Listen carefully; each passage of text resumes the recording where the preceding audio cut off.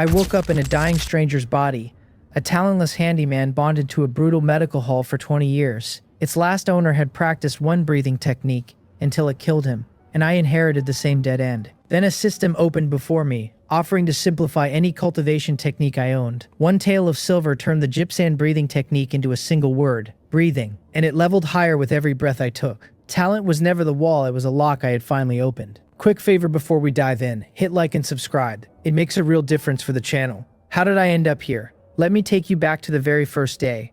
Pyongyang County. Senior brother Pil Hong stood at the front of the Gypsum Fist Martial Arts Hall and told the room that external training strengthened the tendons, bones, and skin. Internal training refined a single breath of chi. Our hall had always treated everyone the same, he said, handing down even its precious internal cultivation techniques without holding back. Anyone who worked hard enough could reach for something better and stronger. The whole room drank in his words with rapt faces. In the corner, a dark, thin figure held his head high, and only up close would anyone notice that his eyes were dull and empty. That figure was me, though the name I answered to in this world was Jin B. I had blinked myself into this life a little over 10 days earlier. Once the original owner's memories settled into me, I understood that this place was much like an ancient blue star. The difference was that here there were martial artists who could leap over walls and kill an ordinary man as easily as a person pinches a chick. I was a handyman at a medical hall, not even an apprentice, and my days were spent on odd jobs. Learning medicine was out of the question, since no one would ever hand a handyman that chance. Stealing a look at the techniques was worse, because anyone caught at it was beaten into a cripple on the spot, and left to fend for himself after. The original owner had refused to stay a nobody forever, so he stayed obedient and hardworking in the medical hall, hoping to win favor and pick up some skill. The trouble was that every other handyman carried the same hope, and the competition was so brutal it made him doubt the point of living. In desperation, he took the little money he had saved and went to the Gypsum Fist Martial Arts Hall to become an apprentice, betting everything on changing his fate. The hall was blunt about the deal, teaching him a breathing technique and a matching set of fist forms the moment he paid, and he cradled them like treasures and practiced himself to exhaustion. After 3 months of that, the fist and the breathing had not even crossed the entry threshold, and he died of overwork and illness. I inherited his memories and his hunger for martial arts, so I practiced for a while myself. The results proved there had been a real reason he could not enter the door after 3 months, and that reason was simple. His talent was genuinely poor. I had taken over this body and found my own gifts were no better than his. Making money the modern way and climbing out through sheer cleverness had been my first idea. But the original owner had signed a full 20-year contract with the medical hall, and by that contract he belonged in the hall. Leaving was not impossible, only ruinous, since walking away meant paying a steep sum to tear up the agreement. On top of that, every extra coin I earned belonged to the medical hall, and hiding any of it meant being crippled if it was ever found. It was as cruel and inhuman as it sounded. To buy his way into this miserable place, the original owner had spent everything he owned. At least the medical hall would work me like an ox for a lifetime, while other places would not even grant a man the dignity of being an ox. A phantom panel had flickered into my sight just moments before, hanging there against the world. It named me Jin B, listed my profession as none, marked my cultivation techniques as the Gypsum Fist and the Gypsum Breathing Technique, and set my realm at none. 2 lines pulsed at the bottom of it. One asking whether I wished to spend 1-1 to simplify the Gypsum Fist. The other asking the same about the Gypsum Breathing Technique. I had been staring at this thing so hard that I lost track of where I was. Pil Hong appeared in front of me and barked at me to stop dazing and start throwing punches. He warned that if my Gypsum Fist did not reach the entry level soon, I would have to pay again next month just to keep coming, and that I knew it perfectly well. I came back to myself, did not dare say a word, and drove myself harder. He watched me for a moment and shook his head, because he knew my background and knew I had come to gamble. It seemed to him now that I was fated to stay ordinary and nothing could change it. An hour later I left the hall soaked through with sweat, hungry and otherwise no better off. I hurried back to the medical hall in a few strides, nodded to the handyman I knew, and shut myself in my room. It was a great bunk room where nearly 10 men slept, and every kind of sour, pungent smell kept drilling into my nose, though I was used to it by now. When I first woke into this body, that stench had nearly knocked me flat. 1-1. I did not have that kind of money. I sat on the bunk with my brows knotted, still baffled by the panel. No matter how I questioned it, focused my mind, or muttered every open sesame phrase I could think of, it gave me nothing back. Only those 2 lines kept flashing, nagging me to pay. But every coin I had scraped together had gone to the Gypsum Fist Hall, and in a few short months I had not saved so much as a single one. I had to pull the money together somehow, and as I turned it over, I remembered that the original owner had hidden a medicinal herb outside. 4 months back, the medical hall had run short on herbs and sent a group of handymen up the mountain with the gatherers. That hidden herb was what the original owner had quietly kept for himself. It was on that same trip that they ran into something sinister on the mountain and 3 men died. That was what had driven the original owner to take up martial arts in the first place. He had heard that cultivating to a certain level let a man resist the sinister. Even if you could not resist it, a supernatural thing would go for whoever in the group had the thinnest ki in blood before it came for you. Lately, the land outside the county had not been peaceful, so the hall kept running short, and climbing the mountain for herbs every few months looked like it was becoming the norm. I stepped out to borrow the money from the other handymen, but 1 was far too much for any of them, and no one would lend it. Borrowing a little from several men at once risked drawing suspicion, so after a moment's hesitation I simply left the medical hall. Half an hour later I had the herb back in hand, untouched where it lay. With a bamboo hat pulled low over my face, I sold it in a market for 1 and 50 copper coins. I did not dare go straight back, so I climbed into an abandoned courtyard in the county instead. I silently willed the panel to simplify the gypsum breathing technique. In the next breath, the one tucked in my sleeve vanished, and the panel shivered in my vision. It told me the simplification had succeeded, that the gypsum breathing technique had become, of all things, breathing. Breathing? Before I could get my head around it, the information that stood for me on the panel shifted. My profession now read martial artist. My gypsum breathing technique sat at entry, 1 of 100, and my realm still showed as none. As I kept breathing in and out, an easy warmth spread through my body. The counter behind that entry level kept climbing, until in no time at all it had reached 10 of 100. Understanding of the gypsum breathing technique welled up in my mind on its own. Plain breathing could actually be used to cultivate. I was floored. The simplification felt almost too generous. The gypsum breathing technique had used a special method of breath to stir the internal organs and toughen the body. Now, stripped down, it had become nothing but breathing that fed the technique's proficiency all by itself. So broken. I loved it. Just as I settled in to study it further, the courtyard gate was kicked open and a knot of men rushed in. Sadasen pointed straight at me and told Steward Choi Samgil that I was the one, that he had just watched me hold a medicinal herb, sell it, and run here. I frowned. This Sadasen had clashed with the original owner before. I had not expected the herb sale to be seen, or rather, this man had probably been watching me for a long time and had finally caught his chance. Steward Choi Samgale waved a hand and ordered them to search me, and several handymen pounced. I did not resist and let them turn me out, and after a while all they had thrown to the ground was 50 copper coins. The steward frowned and asked Sade Sin whether he had not sworn I sold the herb for a whole 1. Sade Sin went a little pale, then found his footing, walked over, grabbed my collar, and shouted that my scheme was exposed, and I had better produce the money or it would not stay this gentle. I pried his hand loose and said with an innocent face that I had sold no herb and he should not frame people. Sadasin glared and insisted to the steward that the money had to be somewhere in the courtyard, that a careful search would turn it up. Steward Choi Samgale said nothing and only swept his eyes over the ruined yard, where the dust lay thick and the only footprints were the ones they had just made, with nothing disturbed anywhere else. Then he looked at me and asked what I was doing here. I said in a low voice that my training had gone nowhere, and I had come to cool my head. He grinned, because he had heard this handyman had gone off to the Gypsum Fist Hall to apprentice, and, after 3 months and more, had achieved absolutely nothing. He called Sadasin over, and Sadasin did not dare dawdle and hurried to stand before him. There was a dull crack, and Sadasin toppled to one side, dazed, a hand flying up to a cheek that was already red and swollen. When he worked his mouth, a few teeth spilled out. The steward looked at him without warmth and told him never again to come with accusations he could not prove, and asked whether he would remember. Sadasin read his face and nodded fast, stammering in fear that he understood. Then the steward shook his head, oared, and turned to leave, the other handyman trailing after him. Sadasin climbed up and fixed me with a poisonous stare. He did not dare breathe a word against the steward, so every drop of his anger poured onto me instead, and he spat that I had gotten lucky this time. I gave him nothing back. That 1 had disappeared long ago and could never be found. And as for confronting the shopkeeper who bought the herb, no medical hall was going to make a spectacle of itself over a single 1. Getting no reaction only stoked his rage, so he threw me one last cold look and stalked out of the courtyard. Half an hour later, I was back in the great bunk room, looking at my panel. The gypsum breathing technique now read proficient, 930 of 1,000, and my realm had turned over to martial artist, 1 of 100. Each breath fed my body a little more plainly than before. The hall's senior brother had once said that a martial artist was merely an ordinary person who had just stepped onto the road of the arts. Real achievement began at the skin refining realm. the point where the gulf between you and common men truly opened, and where the Gypsum Fist Hall would finally count you as one of its own.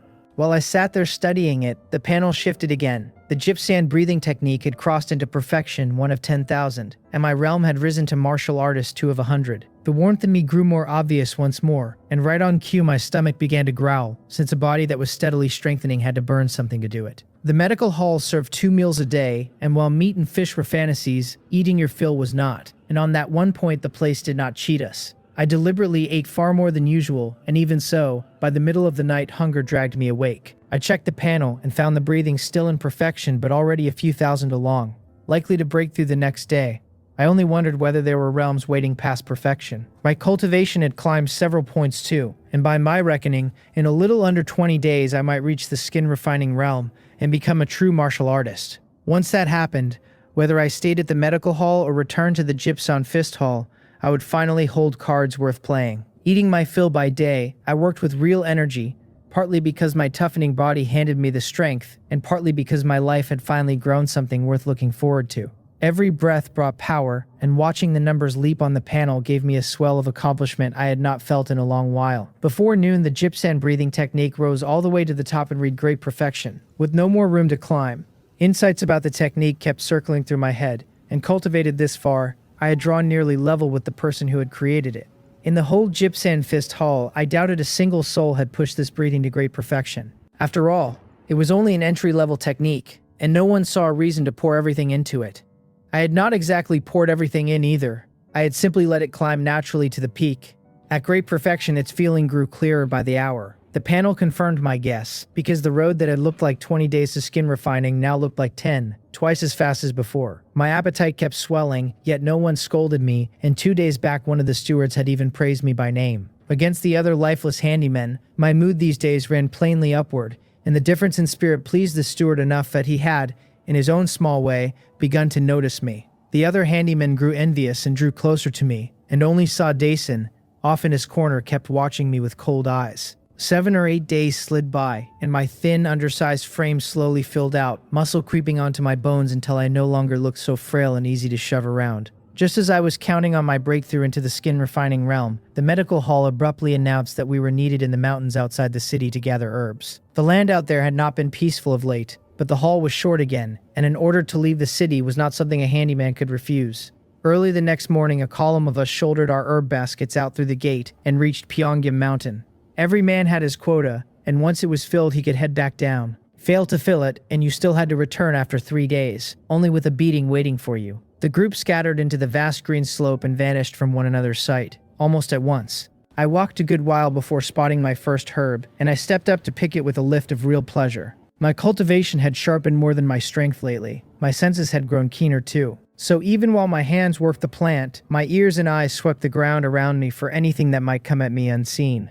There were no great beasts on Pyongyang Mountain, but there were venomous insects and snakes without end, and every herb trip sent a fair number of handymen home, hurt or not at all. I had the herb half out of the earth when my whole body went cold and I threw myself forward. An arrow buried itself in the spot where I had crouched, still shivering with the force behind it. A breath slower and it would have punched clean through my organs. I put a thick trunk between me and the shooter, gripping my firewood knife, fury boiling in my chest, because a heartbeat's delay, and I would have been theirs to do with as they pleased. A laugh drifted through the trees, someone remarking that I was quick. Then Saw Dason's voice added that the boy had spent a while at the Gypsum Fist Hall and picked up a little wit. A third man agreed I had some skill and told Sadaisen to swing around to the far side so I could not slip away, then cut himself off with a curse when he saw I was already running, and shouted to give chase. That third man was Wu Hual, and though he was a hunter with a bow, he was in the end only at the level of an ordinary person. I was on the very lip of a breakthrough, my strength and my senses both far past a common man's. So as I wove between the trees, Wu Hual could do nothing to lock onto me. Sadaisen roared after me,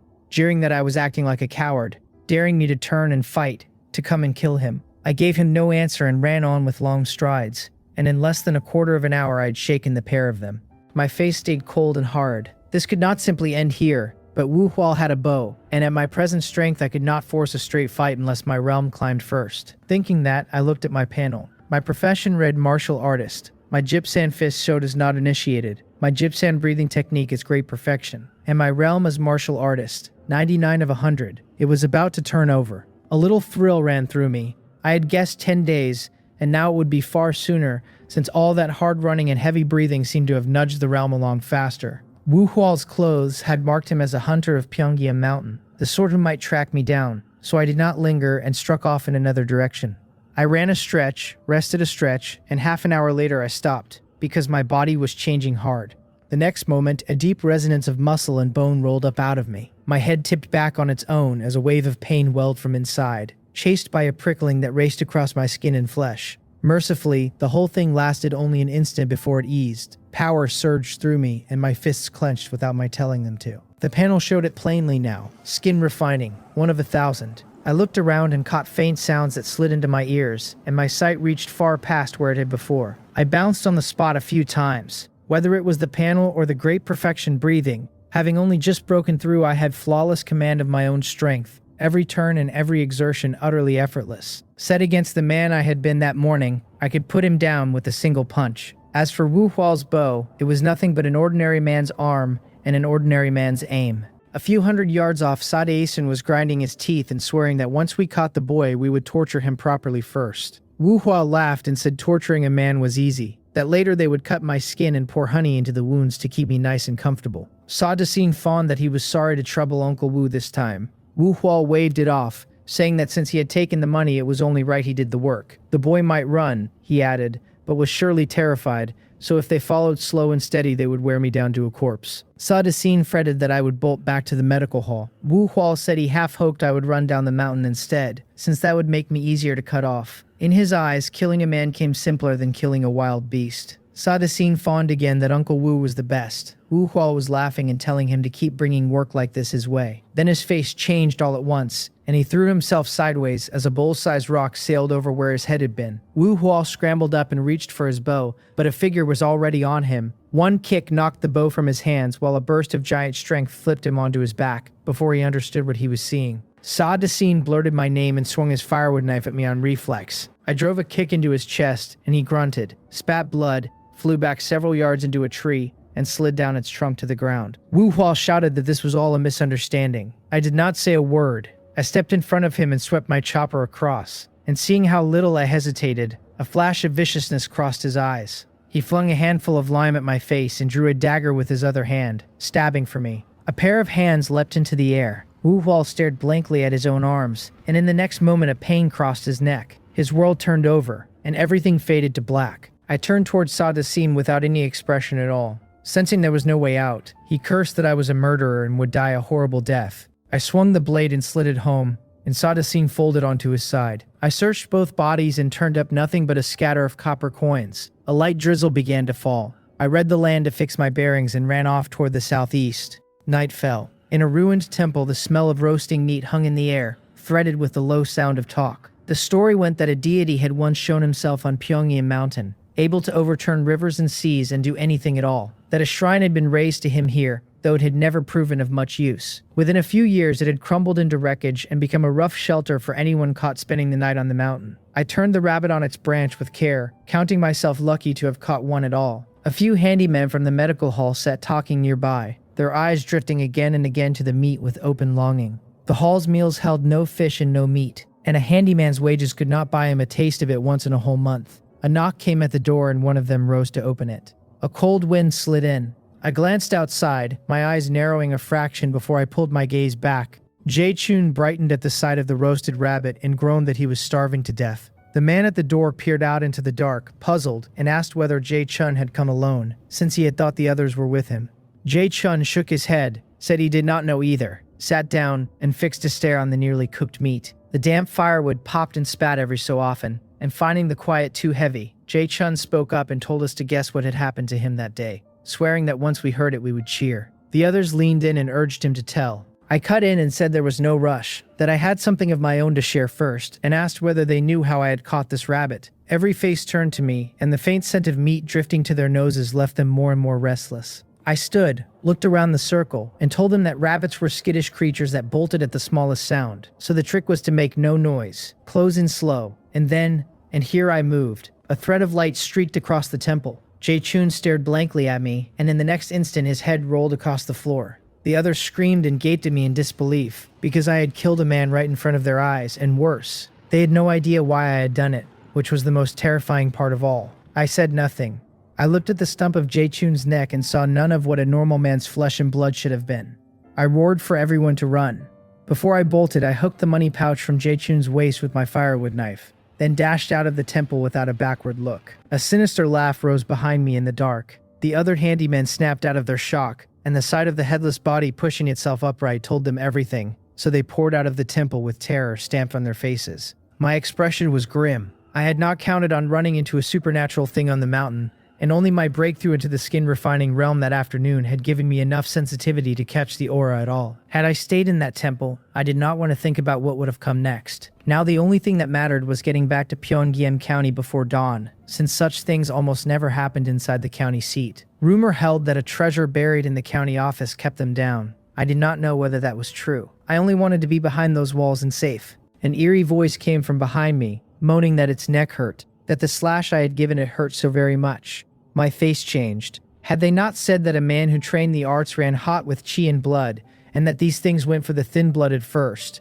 So why had it caught up so fast, unless every other handyman was already dead? I ran with everything I had, and after skin refining, my stamina and speed had climbed enough that an ordinary pursuer would have lost me long ago. Yet no matter how I ran, that cold, sinister weight kept dragging along behind me. The Gypsum Fist Hall had said a martial artist's chi and blood could hold these things off, but I had the realm and next to no idea how to move my chi and blood. I glanced at the uninitiated Gypsum Fist on the panel and pulled out the pouch I had taken from Jae-chun, and inside it lay more than 2-1, which caught me off guard. I willed the panel to simplify the Gypsum Fist, and it answered that the simplification had succeeded, that the Gypsum Fist had become arm-swinging.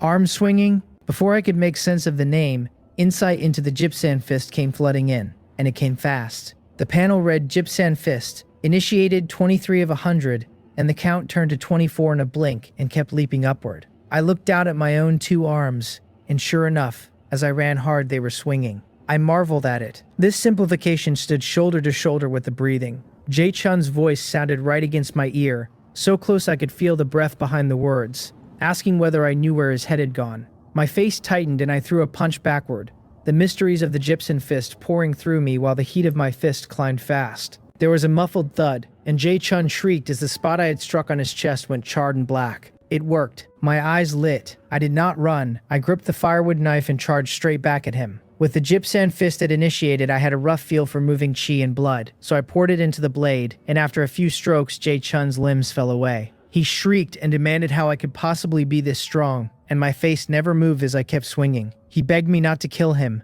warning that if I did, I would not live either. My arm paused for a breath. Jae-chun was plainly only a minnow, and there might truly be some greater thing behind him. But if I let him go now, would he ever let me go? He shouted at me to stop and swore he would tell me how to survive, and my blade answered him. At first he could still scream, but as his flesh and blood melted away, he lost the words for it, and somewhere in the middle of my mechanical swinging, I realized he had crumbled into a heap of gray ash. So that was how you killed one of these things. Just as I made to turn away, a sharp pain lanced through my wrist, and I lifted it to find a thin black line drawn across the skin. I had no time to puzzle over it, and I ran on toward Pyongyang County. Half an hour later, the county walls finally rose ahead of me. The gates of Pyongyang County were already shut, and there was no getting inside at that hour. As luck had it, a scatter of out-of-town merchants who had missed the gate were camped and resting outside. So I joined a campfire, and as the hushed voices settled around me, my nerves slowly unwound. Too much had happened in a single day, and without the strength my breakthrough had handed me, I would be lying stiff on Pyongyang Mountain right now. I looked at my panel. My profession read martial artist. My Gypsum Fist sat at proficient, 307 of 1,000. My Gypsum breathing technique held at great perfection. My realm showed skin refining realm, 2 of 1,000. The fist had already crossed into proficient. Insights about it still echoing in my head, and there was nothing left to say except that this simplification was a genuinely fearsome thing. My skin refining count, though, had barely stirred. I frowned at it. Before the breakthrough, the perfection level breathing had fed me something like 10 points of cultivation, yet half a day had passed since I crossed over and it had granted a single point. It made me wonder whether the breathing had already fallen behind now that my realm had climbed. And after a moment, I decided it was likely. The technique truly was crude enough that the Gypsum Fist school handed it out to every student without a thought. A truly profound method would never have come for the price of a little tuition. A few days of watching would tell me exactly how much the breathing could still give. I looked away and did not try to sleep. Having just brushed against a ghost, even at the foot of the county walls, I did not dare close my eyes, so I sat by the fire and gently swung my hands. Wisps of insight into the gypsum fist surfaced as I moved, and the plain feeling of effort paying off pulled me in until I lost myself in it. The people around me watched with strange looks, unable to make sense of a young man swinging his arms in the dark, wondering whether I had lost my mind. A few of them edged away from me. Time runs fast when a man is absorbed, and it seemed only a blink before the sky paled and the gates of Pyongyang County swung open. I went in with the crowd and hurried straight to the Cheongjong Medical Hall. Steward Choi Sam-gyo looked at me with a sour face and asked whether I was truly the only one who had come back while all the others died. Servants were not worth much, but they were the hall's property all the same, and with more than a dozen dead and the herbs still ungathered, the whole thing was a headache for the medical hall. If the masters pressed him about it, he would carry some of the blame. I said in a low voice that I did not know the fate of the others, but that at the gate the night before I honestly had not seen a single one of them. A hoarse voice cut in, questioning how I alone had come through without a scratch. I looked up to find Po Ryo, one of the hall's guards. I cupped my hands and explained that I had just broken through to the skin refining realm, and so had slipped past the disaster. As I spoke, I threw a punch, and a dull crack of force sounded in the air. The faces around me shifted, since no ordinary man could summon fist strength like that. The only thing they found strange was that a servant had pushed his cultivation all the way to skin refining. It was nothing to boast of, but it stood a clear step above common men and asked for a certain measure of talent to reach, and with it, a careful man could indeed slip past some ghosts. Steward Choi Sam-gyo nodded and said it was not bad, his face easing, because one skin refining practitioner among the servants softened the loss of the rest. Servants could be recruited again, but a skin refining martial artist was far harder to come by, and the two were simply not worth the same. He told me he would report the matter to the masters, and that from now on I would serve as a guard at the medical hall. Then he turned to Po Ryo and told him that, now that I had shed servant status and could touch some of the Cheongjong Medical Hall's legacy,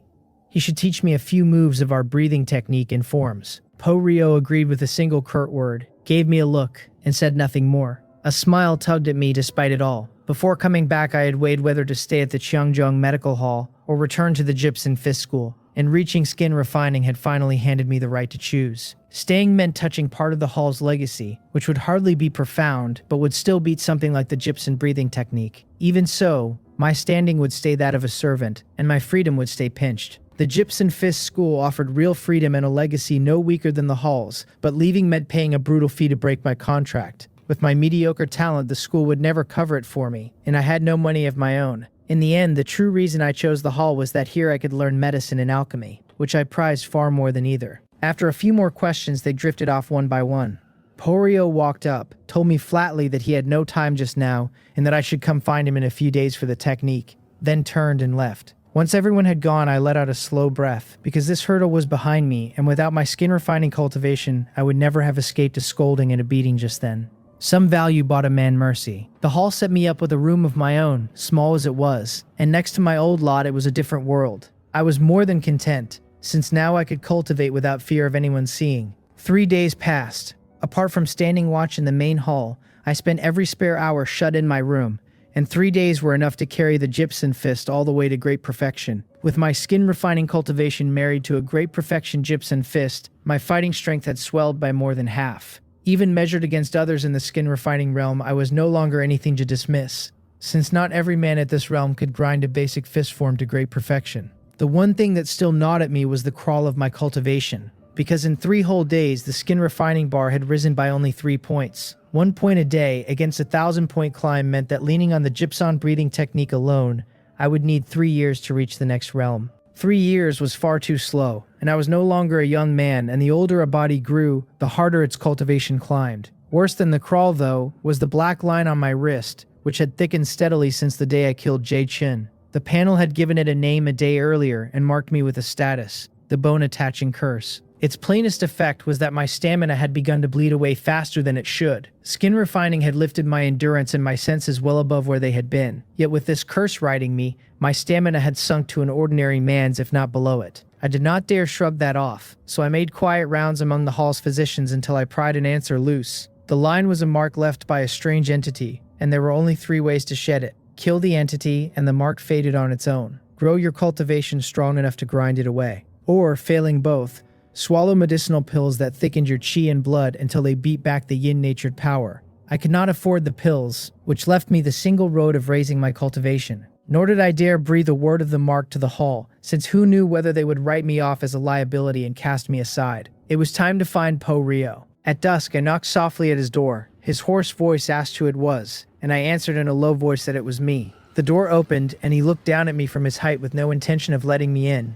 and demanded what I wanted. I asked whether he had any time now to teach me the Chungjung Medical Hall's cultivation technique. His eyes went to my empty hands, and displeasure crossed them as his voice climbed. He reminded me he had already told me days ago that he was busy and would teach me when he had the time, and asked why I could not grasp that. I asked when he might be free, and he snapped that with 100 things to do he could hardly say, and that when he had time he would call for me. He waved me off toward my room and turned to shut the door, and my hand stopped it. His eyes went wide and vicious, and he snarled whether I was courting death. I spoke as calmly as if I had not seen his face at all. I said I had thought it over, that since he was so busy it was wrong of me to keep disturbing him, that I wondered instead whether there were any secret manuals I might study on my own. I had understood the man clearly today. He wanted money, and I had been a guard for 3 days with none. Even a guard's wage ran only 5 won a month, which he would never so much as glance at, so I might as well lay it out plainly. He burst out laughing and asked whether I truly meant to practice on my own, his eyes brimming with scorn. A man who had crawled to skin refining in 4 months sat near the very bottom for talent.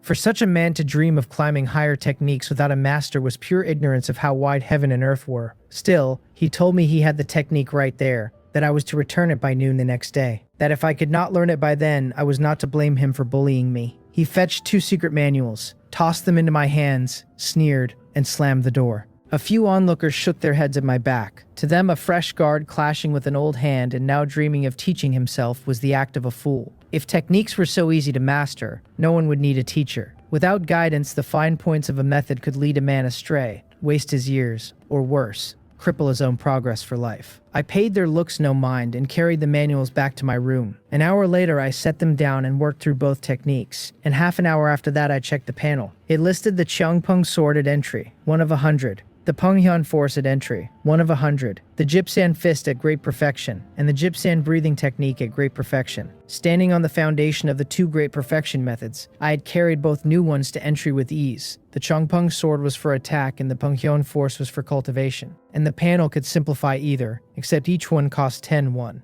and I held a little over 2, nowhere close. I looked at the great perfection breathing, then at the Penghyun force, and on nothing but instinct I reached to fold the breathing into the force. Both techniques vanished, and a wholly new one rose in their place. The Penghyun breathing technique, sitting at proficiency, 107 of 1,000. It actually worked. A flush of joy went through me. I had only followed a feeling, and I had not dreamed that a technique at great perfection could truly fuse into another. On reflection, it made sense, since great perfection meant I understood a method inside and out, so of course it could be woven into something else. It meant that even as my cultivation climbed, the techniques that fell behind would never go to waste, but could join with new ones to become stronger still. So I fused the Jipsan fist into the Cheongpung sword as well, this time keeping more of the sword's own essence and lending it only the force application of the fist.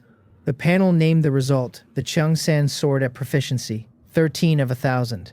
The once graceful Cheongpung sword had turned into a blade of wide, sweeping motion, and its power had not weakened at all. If anything, it had grown. Half an hour of testing both new methods left me pleased and unsatisfied at once. Pleased, because each was a shade stronger than its parent, and carried to great perfection they would tower over the originals, especially since they sat at mere proficiency now. Unsatisfied, because after a few tries their counts had not stirred a hair, and without simplification I would gain 1 or 2 points a day at best, only thanks to the fused originals inside them. This was the ceiling of my body's talent, and to break past it, the plain step-by-step road would fight me every inch. Money, money, money. I frowned, a dozen schemes drifting through my head, none of them easy to settle on. The next day, once my watch was done, I went to the medical hall's alchemist. Elder Jung looked at me with some surprise and asked whether I truly wanted the pill formula for the chi blood pill.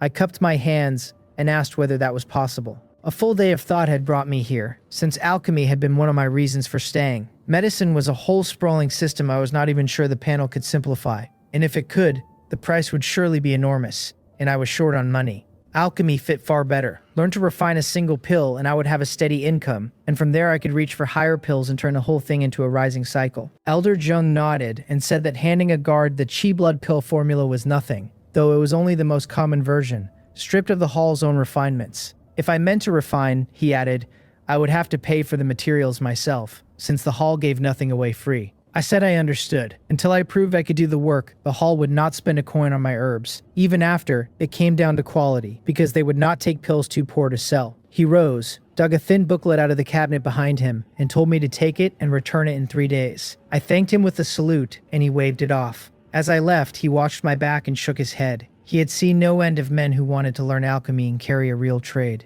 and precious few ever crossed the threshold. In his eyes, I was likely just another of the mediocre ones. Back in my room, I read the formula through with care, then set it down and shut my eyes to fix it in memory. The content was not complicated, only the materials, a few of their properties, and the cautions to mind while refining. It ran a few thin pages, everything explained in a breath. A man leaning on it alone would fail dozens or hundreds of times before he had any hope of success, and only then if his talent was good. Alchemy was like the martial arts, and it hinged on talent, and sometimes a man simply could or could not. The panel added a new line, alchemy, chi blood pill, not initiated, and beneath it a fresh simplification offer flashed, this one asking only a single one. I smiled at that. I had chosen the chi blood pill first precisely because it was foundational, and the more foundational a thing was, the less silver its simplification demanded, an experience I had lately worked out. Basic as it was, its buyers were many, from martial artists new to the road, to men at skin refining like me. Even those at the higher Yonyu realm, when money ran thin, still swallowed them for a weaker but real effect. If I could make them, I would never lack for buyers, since at the bottom of the martial artist world the crowd was always thickest. I willed the panel to simplify the chi blood pill, and it told me the simplification had succeeded, that the chi blood pill had become stir-fried pork liver. I blinked and nearly thought I had misread. From refining a pill to cooking, and specifically to stir-fried pork liver. Was there any thread between the two at all, beyond the fact that both replenished the blood and both wanted fire? I did not grasp the deeper logic of the panel simplifying, but going from pills to cooking sent my confidence surging, since most anyone could cook, and it came down only to taste. I planned to buy pig liver at market the next day, and meanwhile gossip about me made its rounds in the hall. It was nothing much, only word that I had wheedled a chi blood pill formula out of Elder Jung, which became a fine thing to chew over after meals. 2 days back, my clash with Po-Ryo had already pegged me as a greenhorn, and now this dream of becoming an alchemist set plenty of tongues laughing, guards and servants alike. The servants were doubly glad to mock the former equal, who had leapt ahead of them. At the wine table, Po-Ryo tossed a few peanuts into his mouth, and sneered that a man who could not even train his fists properly now fancied himself an alchemist. He asked whether alchemy was something a mud-legged peasant could reach for at all. A companion laughed that a mud-legged peasant would claw upward the moment he got a sliver of a chance. Still, it was a pity that such a man could stay a mud-legged peasant his whole life. Po-Ryo added coldly that he might have taken me under his wing if I had shown any sense, but I had asked him outright for a secret manual, and had it not been in the hall he would have slapped me across the face. When another man flattered his restraint, he waved it all away, calling me a laughingstock and promising there would be ways to deal with me later. He asked whether I truly thought a manual from his hand was so easy to accept. None of it had reached my ears. I was in an abandoned courtyard just then, lighting a fire under a pan of pig liver. The liver was fresh off the market, and once it was fried I meant to eat it myself, since it counted as meat. A guard's food was better than a servant's, with minced meat at every meal and something more solid every few days. But for a martial artist as short of coin as I was, no scrap of meat could be wasted. A meaty fragrance soon lifted from the pan. I had known how to cook in my last life, only plain home dishes, but a plate of stir-fried pork liver was hardly beyond me. Fry it off the heat onto the plate, and the steaming dish was done. I looked at the panel and found the chi blood pill now read initiated, 1 of 100. The chi blood pill count had indeed climbed a point, and I let out a small breath as fresh insight into its refining settled into me.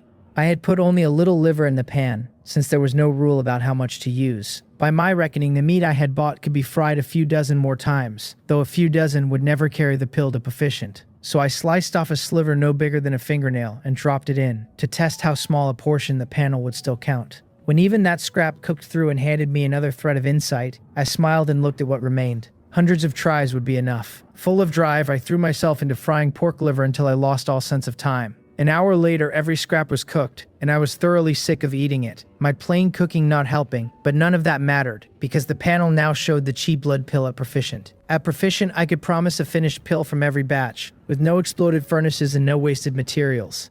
And while the quality would not be flawless, it would sell without trouble. Sell to the hall, or to the shops in the market. A guard was held to far looser rules than a servant, and the hall no longer demanded every extra coin, since if it did, the guards would all bolt. Still, anything truly valuable was best sold to the hall, which would not cheat its own guard. A chi blood pill hardly counted as valuable, so what I really weighed was whether showing my alchemy at all would draw too many eyes. In the end, I decided to sell to the hall, because a mere chi blood pill was a cheap way to prove some worth, and a man of some worth got more care. Among the guards, I was still a total outsider, and this world was a dangerous place, as the mountain had already taught me. So when some deadly errand came along, the cannon fodder went in first, and an outsider was cannon fodder by default. I would show the entry-level pill now and let the proficient work surface later, so the leap would not look too outlandish. Plan set, I tidied up and hurried to find Elder Jung in the alchemy room. He glanced up and told me to just set the formula on the table, assuming I had come to return it. I laid it down and said with a smile that I had spent the past 2 days refining the chi blood pill and had succeeded.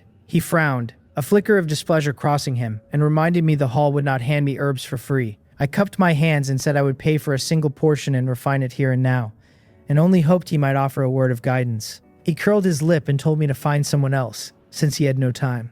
To him, the whole thing was absurd. A boy who had read a formula for 2 days now claiming he could refine and expecting the elder to sit and watch. Besides, the same ploy had been worked years ago by men angling to get close to him, and it had always ended in disaster the moment they touched a furnace. The thin pity he had felt for a servant turned guard drained away entirely. Reading his face, I guessed his thoughts. I said as sincerely as I could that I had no reason to make a joke of this, and no wish to waste his time. That during the refining, the instant he saw anything wrong with my hands, he could stop me. Elder Jaeyoung was an old pillar of the Cheongjeong Medical Hall, and his approval carried weight no one questioned.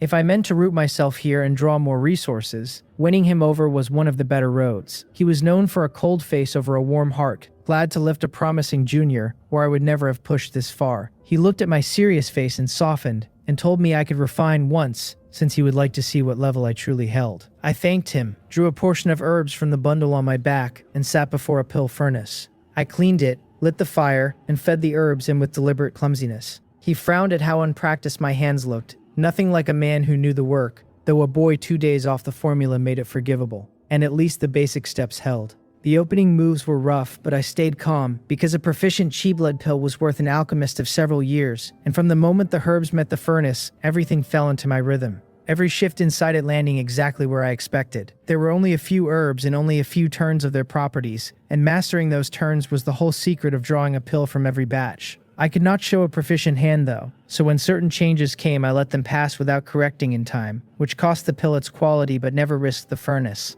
a small and bearable flaw. Elder Jung watched me travel from his own suspicion into surprise and finally into something near astonishment. My work still carried plenty of flaws, the kind he would have hunted down and scolded out of a seasoned alchemist. But in a newcomer only days off the formula they were entirely normal, and my showing struck him as remarkable. A quarter of an hour later, the lid lifted and a thread of medicinal fragrance drifted through the room. He stepped up to study the pill I handed over, and though it was not round, and a scent of unfused herbs still clung to it, it was without question a chi blood pill. His first thought was that I must have refined these before, but he threw the idea out at once, because a servant could never have, which left him staring at a harder question. Did this boy truly have a rare gift for alchemy? He told me to refine another batch and had a servant fetch a second portion. I did not refuse. I cleaned the furnace, prepared the herbs, and dropped them in with hands a shade more skillful than before. This time I corrected 1 or 2 of the mistakes I had staged earlier, and it was exactly those small corrections that made his eyes light. A faint fragrance rose. A quarter of an hour passed, and I lifted out a pill rounder than the first with fewer unfused threads inside. To a layman the two looked the same, but to him the gap was wide, and when he raised his eyes to me, his admiration was plain. People believe what they see, and I had refined 2 pills before him with visible improvement between them, which proved a talent he had rarely met in all his years at the hall. I was no alchemy genius yet, over a single chi blood pill, but I was worth the Cheongjeong Medical Hall's cultivating, and if I could one day refine other pills the same way, the hall would have found itself a treasure. He smiled and said I was very good, that he had not expected me to refine a chi blood pill 2 days after seeing the formula, then warned me not to grow proud since the pills still held many flaws and wanted diligent practice. I stood and thanked him for his affirmation. He told me that keeping me on as a guard would waste my talent, and that he would speak with Steward Choi Samjail.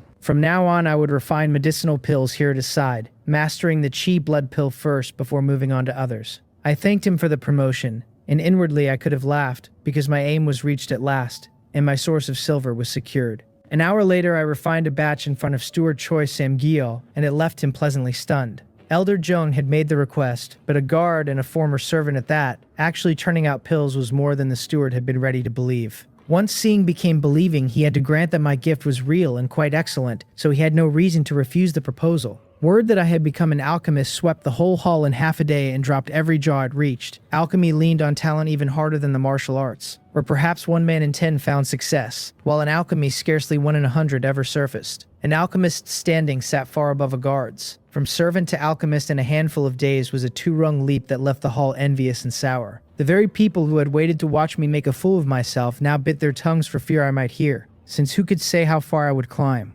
Offending such a man for a moment's amusement was simply not worth it. Better to curry favor in case I struck it rich. At the wine table, Po Rio slammed his cup down and cursed that the bumpkin had such rotten luck on his side. A guard murmured that he had heard Elder Jeong thought very highly of me, no longer daring to trade jabs about me the way they once had. Po Rio only snorted cold and hard, rose, and walked out, since the more he drank, the more the wine choked him. The others traded looks with nothing to say, because an alchemist truly stood a rung over them. Po Rio could brush me off on the strength of his seniority and his Yonyu realm cultivation, but they could not afford to. The next day, I did not stand watch but bent over the furnaces in the alchemy room, with Elder Young at my side correcting my mistakes by hand. It surprised me how much he valued me, though I guess the talent I had flashed had simply stunned him, and while I had perhaps tried to shade too hard, the result was sweet. I could not refuse his goodwill, so I listened close and mended 1 or 2 flaws in the next round, and seeing his teaching bite so cleanly, he warmed to it more and more, his face glowing. A mentor with a disciple who grasps a thing the moment it is pointed out, without a second telling, feels a rare fulfillment, one he had not tasted in years. Watching my alchemy climb round after round left him happier than refining his own difficult pills. He looked at the latest pill, all its ingredients fused if not yet perfectly,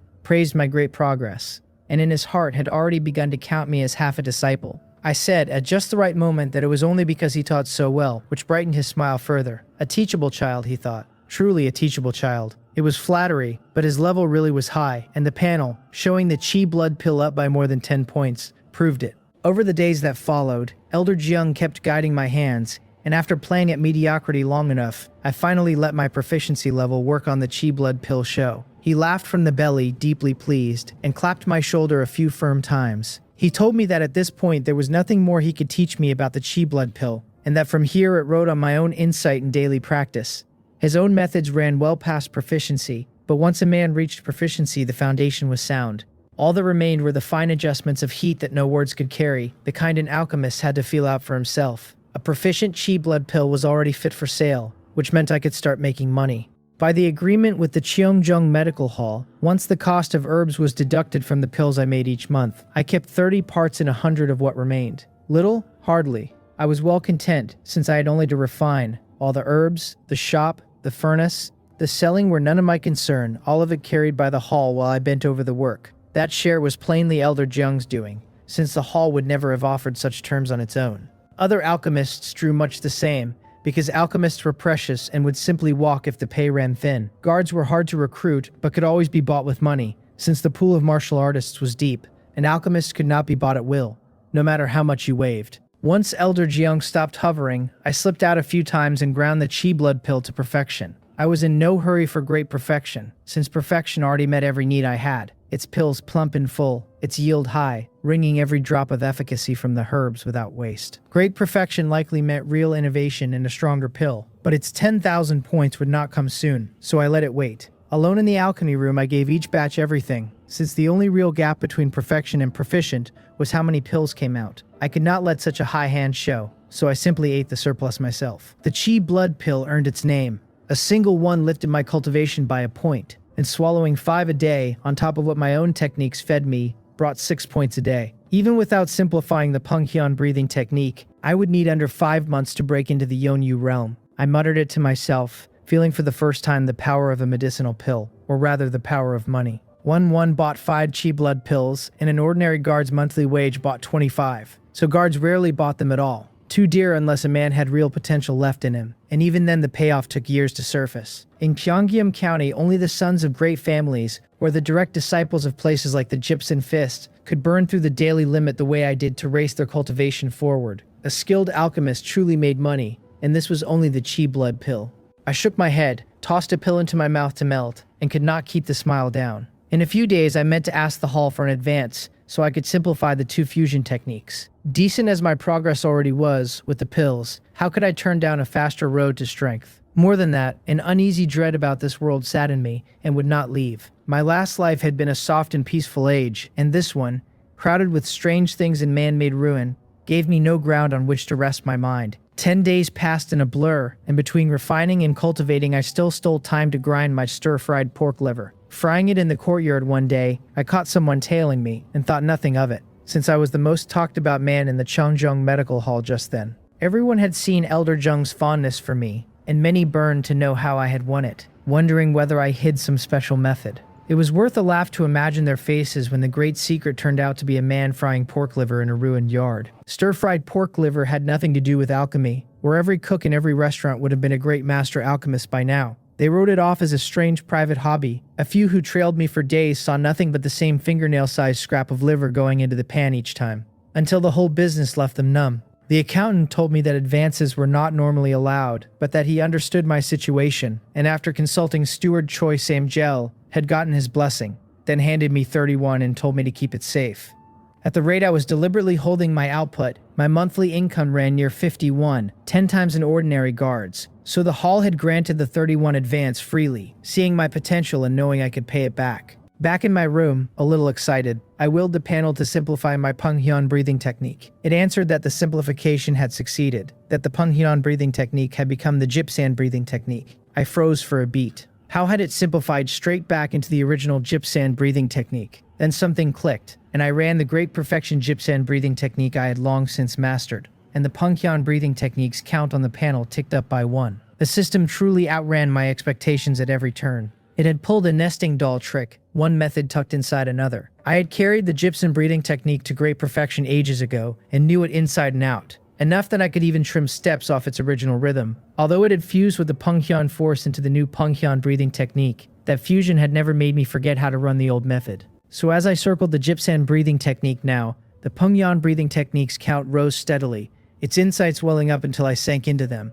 An hour later, the count had climbed by more than 100. At that pace, I could push the Penghyun breathing technique to perfection in about 2 days, and to great perfection in under a month. All the while, my cultivation would keep accelerating toward its peak, so that the breakthrough to Yonyu realm, once 5 months off, might shrink to 2 or 3, or even less. Then I willed the panel to simplify my Chungsan sword, and just as I had guessed, it turned back into the Gypsum fist, and my mouth curled at the corner. If every simplification to come worked this way, then I should grind every technique I held to great perfection first, so I never had to walk a crooked road later. I murmured it, rose, and set to the Gypsand fist, blunt and direct, a method that chased power and weight and held that one heavy force could beat 10 clever ones. Soon the room hummed with the whistle of my swings while the Chungsan sword's count climbed on the panel. More than 20 days slid past, and I lived easy and comfortable. Each day I refined a few furnaces of chi blood pills, then slipped out to fry a little pork liver and bewilder whoever was still following me, and spent the rest of my hours shut in my room over my techniques. The Penghyun breathing technique and the Chungsan sword had both reached perfection, and though great perfection still lay ahead, even perfection had already served me enormously. On the strength of the perfection Chungsan sword,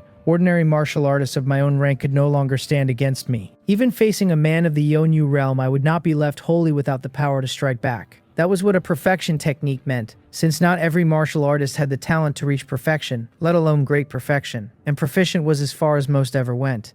I, with enough sweat, could touch great perfection, so how could I not sweat for it? And as my cultivation swelled, the weight of the mark on my hand slowly eased. When wages were settled a few days back, mine startled no small number of people, since whether the hall meant it or not, a monthly sum past 51 dropped every jaw around me. For an alchemist, the figure was on the low side, if anything, since I only knew the chi blood pill, but that never stopped others from measuring themselves against it. A month ago, I had been a low servant anyone could strike or curse at a whim, drawing under one a month. Now both my standing and my income had leapt dozens of times over, so of course they envied me. I did not let it fester. I spent 10-1 to treat the whole hall to a meal at a restaurant, and with Elder Young and Steward Choi Samgale pointedly lending their support, much of the jealousy dissolved. More and more people set about currying favor with me, having finally grasped that I was no longer the little servant of before. A few days earlier, I had carried the chi blood pill to great perfection and gone to Elder Young for more formulas. He felt I was rushing and ought to fully master the chi blood pill first,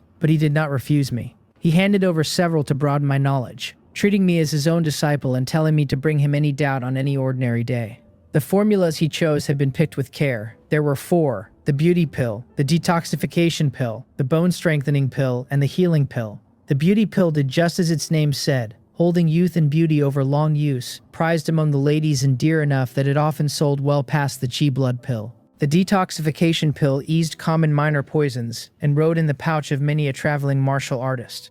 The bone-strengthening pill was made for children too young to train, since the arts carried an age below which the bones had not yet set, and early practice did more harm than good. A daily one improved a child's bone talent and smoothed the road ahead. That plainly marked it for the sons of great families, since ordinary folk who could scarcely afford meat would never buy such a thing. The last, the healing pill, was swallowed after injury to ease or even mend the hurts within, and if it could not close a wound entirely, it could at least hold the damage down. Unlike the plain formulas, these 4 carried many notes in the margins to let a beginner master them faster. I did not take up all 4, but chose the detoxification pill and the healing pill to learn first. With money no longer the crisis it had been, learning the formulas was more for the road of martial arts ahead of me. Only by holding real strength of my own could I truly protect anything. The panel told me the detoxification pill, simplified, had become stir-fried yam, and the healing pill had become stir-fried chicken. Yam cleared heat and drew out poison, and chicken ran high in protein, so the pairings were reasonable enough. Probably. I rubbed my nose, understanding the panel's logic a little better now, and glad that its simplifications kept landing on dishes, which only made my work easier. I had meant to fuse the Great Perfection Chi Blood pill with the new formulas, and while I managed it in the end, the results sat wrong. The Chi Blood pill was for cultivation, while the detoxification pill and the healing pill did other work entirely, and the fused formula wore 2 functions at once but blunted the strength it had started with. Pills refined from such a thing would sell poorly, since anyone could simply buy a pill made for the exact job instead. So in the end, I broke the fused formulas apart again and simplified each on its own. With the new formulas in hand, I threw myself back into the grind, and apart from my unbroken daily cultivation of my techniques and my refining of Chi blood pills, the rest of my hours went to stir-frying dishes. The men still trailing me could make no sense of it. Frying pork liver a fingernail at a time had baffled them for weeks. Lately, I had not even been frying pork liver, having switched to yam and chicken instead, though the portions stayed just as small. Steward Choi Sang-gyeol even came by to ask whether I wanted a spot set aside for me in the Cheongjong Medical Hall's kitchen. I turned him down politely, and rather than take it, I spent a little money to rent a small house inside Pyeongyam County, moving my eating and sleeping outside the hall, and returning only when it was time to refine. A life that shuttled between the same 2 points was exactly the sort of thing I had loathed in my last life. Yet here I found it sweet, because anyone who watched his own effort turn into steady reward would feel the same. Plenty of men are not born lazy. They only slacken after pouring in the work and seeing nothing come of it for too long. I was busy cultivating, cooking, and refining every single day, to the point that I gave up much of my sleep for it. And staying up late, I found, could become a habit a man never wanted to break. Another 10 and more days went by. In the courtyard, I moved through the Chungsan sword with a long blade in hand, leaping and shifting while the gleam of the edge flickered all around me, swift and fierce and heavy with power. Anyone from the Cheongjong Medical Hall who saw it would never have recognized it as the Cheongpung sword legacy of the hall. The two shared only a passing likeness and had grown otherwise worlds apart. A thin whistle of parting air sounded, and I found I had already stopped, and on the rockery in the yard a fine crack had opened, its edge so clean it looked polished by hand. Sword Chi. I had carried the Chongsan sword to great perfection, and at great perfection it had grown the beginnings of Sword Chi. The Chi was respectable but could not leave the blade, reaching less than a hand's breadth past the tip, so a guarded opponent would be hard to cut with it. Sprung without warning though, it would catch most men clean, since no one would ever expect a martial artist at mere skin refining to wield Sword Chi at all. Sword Chi rode on cultivation, and even more on a man's grasp of the sword's own Tao, and plainly the great perfection Chongsen sword had met the first conditions for it. The sword was not the only one. The Pengyan breathing technique had reached great perfection as well, and the cultivation it fed me each day ran a little past what I had counted on.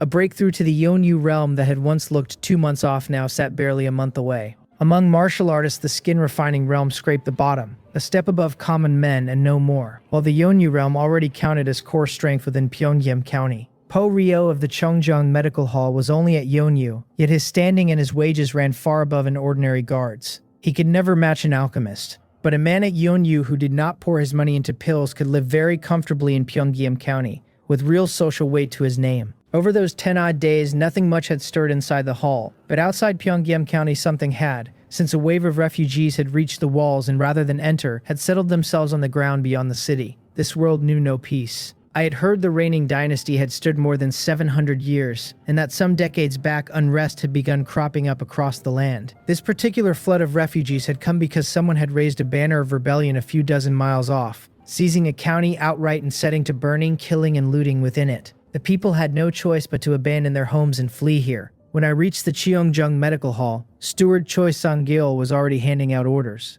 He told us that the young miss was leading us out to give disaster relief and free consultations, while we handed out porridge. That everyone was to stay sharp, and not drag the name of the Cheongjong Medical Hall through the mud. The hall belonged to the Jang family of Pyongyang County, a great household that held not only the medical hall but a rice shop besides. The medical hall was the Jang family's most important holding by far, the source of the bulk of their money and their power. The county government had ordered the large households of Pyongyang County out to relieve the disaster and ladle porridge day after day. If this wave of refugees turned to trouble, the government could never contain it, and in the end, the whole of Pyongyang County would pay for it. A girl walked up and looked me over head to foot. I was not as thin as the rumors had painted me, but I was too dark and no pleasure to look at. She curled her lip in plain distaste and said that we had met now, so the task her father had set her was done, then turned and left without another word. Watching her go, I realized with a start that she had to be Elder Jang's second daughter, Jang Giryong. Elder Jung had raised the matter with me a few days earlier, seemingly of a mind to play matchmaker between us. I had not taken it to heart at the time nor expected to run into her here. The Jang family's young miss, Jang Sen-um, arrived not long after. Jung Giryong hurried over to her, all warmth and closeness, and the young miss seemed to turn her head and let her gaze fall on me for a moment, though she said nothing. A great column of us set out from the Cheongjong Medical Hall and reached the ground outside the city. We set up pots to cook porridge while the physicians settled to one side to see patients, and the refugees were quick to form a line. As an alchemist, I spent most of my time simply lending a hand, while the real labor fell to the workers of the medical hall and the rice shop. The smell of porridge spread thick over the camp, and before long it was noon. Steward Choi Sam-gyal came to the young miss's side and pointed out a servant in ragged clothes some distance off. In a low voice, he said the man's people were hoping we might make a house call to treat their master. The young miss frowned and asked why the sick man could not simply come to us. The steward tightened his grip on a piece of jade tucked in his sleeve and said with a smile that the man was gravely ill and could no longer rise from his bed. The young miss nodded and agreed, telling him to send a few people and have them back soon, since we had, after all, come here for relief. The steward smiled, picked out a physician, and seeing that I had nothing to do, sent me along as well, with instructions for Po-ryo to guard the two of us. A while later, the three of us reached a rundown courtyard. Po-ryo's nose twitched, and his face changed, and just as he made to turn back, a figure appeared before him out of nowhere and drove a kick into his chest. Po-ryo flew backwards, slammed into the courtyard wall, spat out a mouthful of blood, and his face went pale as paper. The stranger remarked that the guard's reflexes had been quick enough. Only his cultivation was far too poor to matter. Gan Riang spared a glance for Po-ryo crumpled against the wall, then turned to Song-myo and me with a smile spreading over his face. He said he hoped he had not startled us, that these were extraordinary times, and he asked us to forgive the offense. Song-myo stammered that we had come only to treat a patient, his voice thin with terror. I frowned and swept the yard for a way out, and one look told me every route was already sealed. Gan Riang had blocked them all without seeming to move, and at my strength the forced breakout would end me the way it had ended Po-ryo. This one was a killer wearing a host's face. Nothing about the trip was going to be easy. Gan Riang shrugged and said it truly was about medicine. Only our companion's reaction had left him no choice. Then he waved us politely toward the courtyard. Song-myo's hands and feet were shaking, since he was an ordinary doctor who had never seen anything like this. I stepped in, took his arm, and walked him through the gate. Gan Riang tipped his head toward Po-ryo, and a man came at once to haul the guard up and carry him inside after us. He told us his brothers had run into trouble and been hurt. If we healed them, he promised the fees would be paid in full, and not a hair on our heads would be touched. Inside the main hall, a dozen wounded men lay on the ground, and the stench of blood rolled over us in a wave. This was the smell Po-ryo had caught at the gate, the warning that came a breath too late. Song-myo forced himself steady and said the bandit had better keep his word. Gan Riang grinned and swore that for their saviors they held that much honor. But the conditions stood, and if we could not heal his men, we should not blame him for what followed. Song-myo's face went stiff, and he turned from the man without another look and walked straight to the nearest patient. All he wanted now was to finish and get out. As the resident physician of the Cheongjong Medical Hall, Song-myo knew his craft, and after a quick look he settled on a plan. He murmured a few instructions and left me to spread the medicine while he moved on to the next man. We fell into a rhythm together, the groans in the hall thinning out one by one, and Gan Riang's face eased as he watched. Poryo slumped against the wall with cold hatred in his eyes, and when he feared someone might notice, he dropped his head and clenched his teeth shut. Before long, every wounded man had been dressed and eased, a few of them even managing a faint smile. Song Mio wiped the sweat from his brow and let out a slow breath. The injuries had all been much alike, sword cuts for the most part, nothing any medical hall in Pyongyang County could not have handled. That was the tell. This band carried faces they dared not show inside the county walls, so they had baited honest people out here to patch them instead. Gan Riang was all smiles now, praising the doctor's miraculous hands, and thanking us on behalf of his brothers.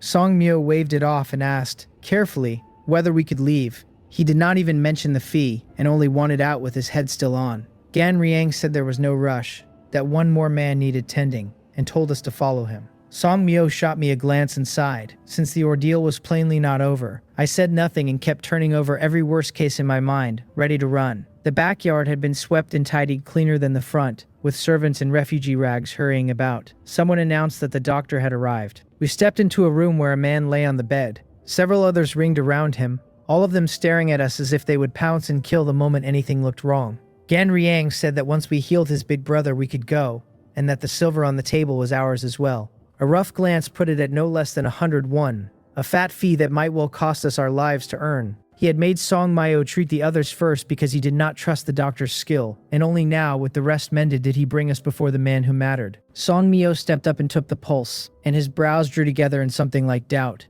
A man beside the bed growled that if the doctor could not treat him, the doctor would die. The killing intent rolled off him so hard that Song Mio's wrist shook and he nearly toppled. He caught himself and said quickly that he could treat the patient. This one was different though, with severe internal injuries that ordinary herbs could not mend, injuries that demanded a healing pill. They demanded to know why he hesitated. Then, and he admitted with a bitter face, that he carried no healing pills. He had come out to give free care to refugees, so he had packed only common medicine, and the sort that treated martial artists sat back at the hall. The voice at the bedside went cold and pressed him, asking whether he was saying he could not treat their brother after all. They had known about healing pills, but the last battles had burned through every pill they owned. Sending a man into Pyongyang County to buy more was hopeless, since the gate guards were searching everyone, and refugees and men of unknown face like them would never get through. The whole healing pill story rested on Song Mio's word alone, so perhaps his skill was lacking and the missing pills were only his excuse. If that were so, it was cleaner to kill us both and bury their secret. Song Mio begged them to let him think, his body shaking, the killing intent no longer hidden at all. One wrong answer and the next thing to move would be a blade. I stepped forward and told Physician Song that I had a healing pill. I drew a bottle from my pouch, the batch I had test refined a few days back once my healing pill work crossed into proficient. The quality was middling, but middling was enough to save a life, and I had never gotten around to selling them. Song Mio froze, then lit up with relief, snatched the pill, and handed it to Gan Riang with word to give it down with warm water before he set the needles. Gan Riang sniffed it, satisfied it was the real thing, and fed it to the man on the bed. Song Mio drew out his silver needles and sank them into the wounded body, one by one. In moments the man coughed hard, spat a mouthful of black blood, and his color began to come back. Song Mio told them to give the man one pill each morning for 7 days, and to crush and burn the herbs he left to speed the healing along. The bandits, seeing their boss men before their eyes, pressed a consultation fee on us with none of the earlier menace in them. Song Mio dared not take it and wave them off, but he could not hold out against Gan Riang's insistence, so at last he accepted a single one. The smiles around us only widened, and no one pushed the rest of the fee on him after that. A chill went through me as I watched. It was pure luck that Song Mio understood how the world worked, because if he had pocketed the whole fee, we would both have lost our heads before we reached the gate. Generous as these men looked, they never truly gave money away, not even a doctor's fee. We walked back out into the main hall and found Po Rio passed out cold on the floor. One of the men said the guard had tried to bolt earlier and gotten a leg broken for it. Gan Riang's brow twitched, and he looked at us with a mocking smile and cupped his hands. He said his brothers had not known their own strength, and offered silver so we could carry our friend home and treat him properly. Song Mio waved the offer away fast and glanced at me, and I understood, hauling Po Rio onto my back and hurrying out of the courtyard. Behind us, someone suggested chasing us down and finishing the job. Gan Riang laughed coldly and said to let it go, that we had saved a good number of them and his big brother was stable, so our lives could stand in for the fee. Then he turned back toward the yard. I ran with Po Rio on my back until my lungs burned. My cultivation had been climbing steadily even under the drag of the bone-attaching curse. Still, the curse kept my stamina barely above an ordinary man's, and hauling a grown body at a dead run was punishing.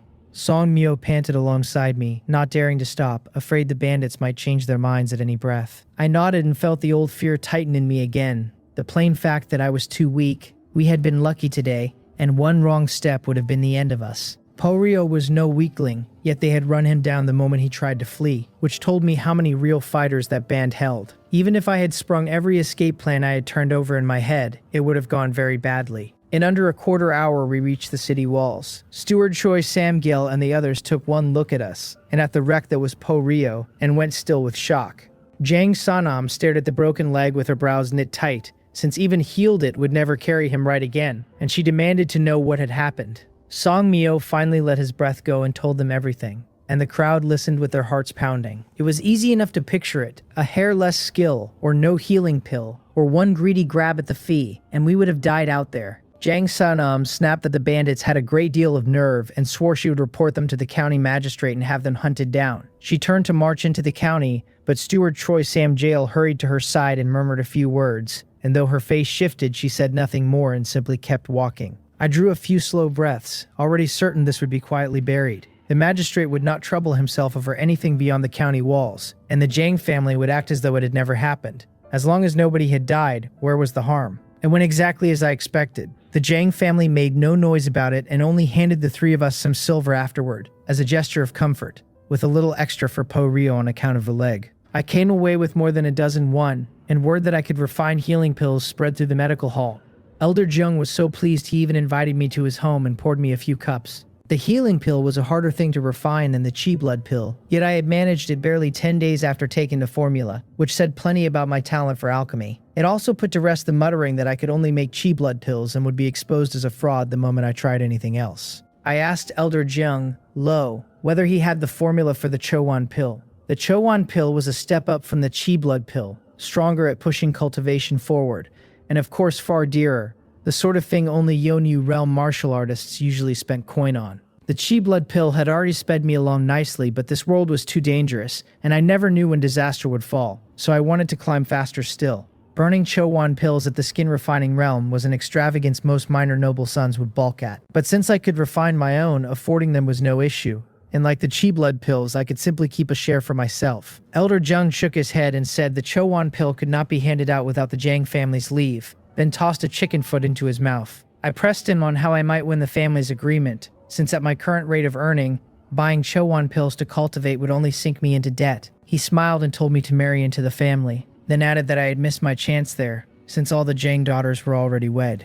But there was another road, he said, and that was to render real service to the Jang family. I cupped my hands and asked him to enlighten me. He said my talent was good, and the family had seen it, and that he would put in a word for me the next day and let me know. After 3 rounds, he had collapsed onto the table, sound asleep. I went back to my own courtyard and wiped down my long sword in the quiet. Beyond the Chowan pill, I wanted stronger martial arts to my name, but Elder Jung's answers had already made the ceiling clear. The Chungsen sword and the Pengyan breathing technique were the best a man with the wrong surname could hope to get. Anything deeper stayed a Jang family legacy, passed only among their blood or to someone who married in, and no amount of merit would pry those techniques loose. Every great house, and places like the Gypsum Fist Hall, buried their most profound techniques. I was fine for now at skin refining, but once I reached the Yonyu realm, the Pengyan breathing technique would surely weaken, and the Chungsen sword would fall behind in a real fight. I muttered it to myself and looked at my panel, and slowly an idea took shape. The panel could simplify techniques, and any technique carried to great perfection could be fused.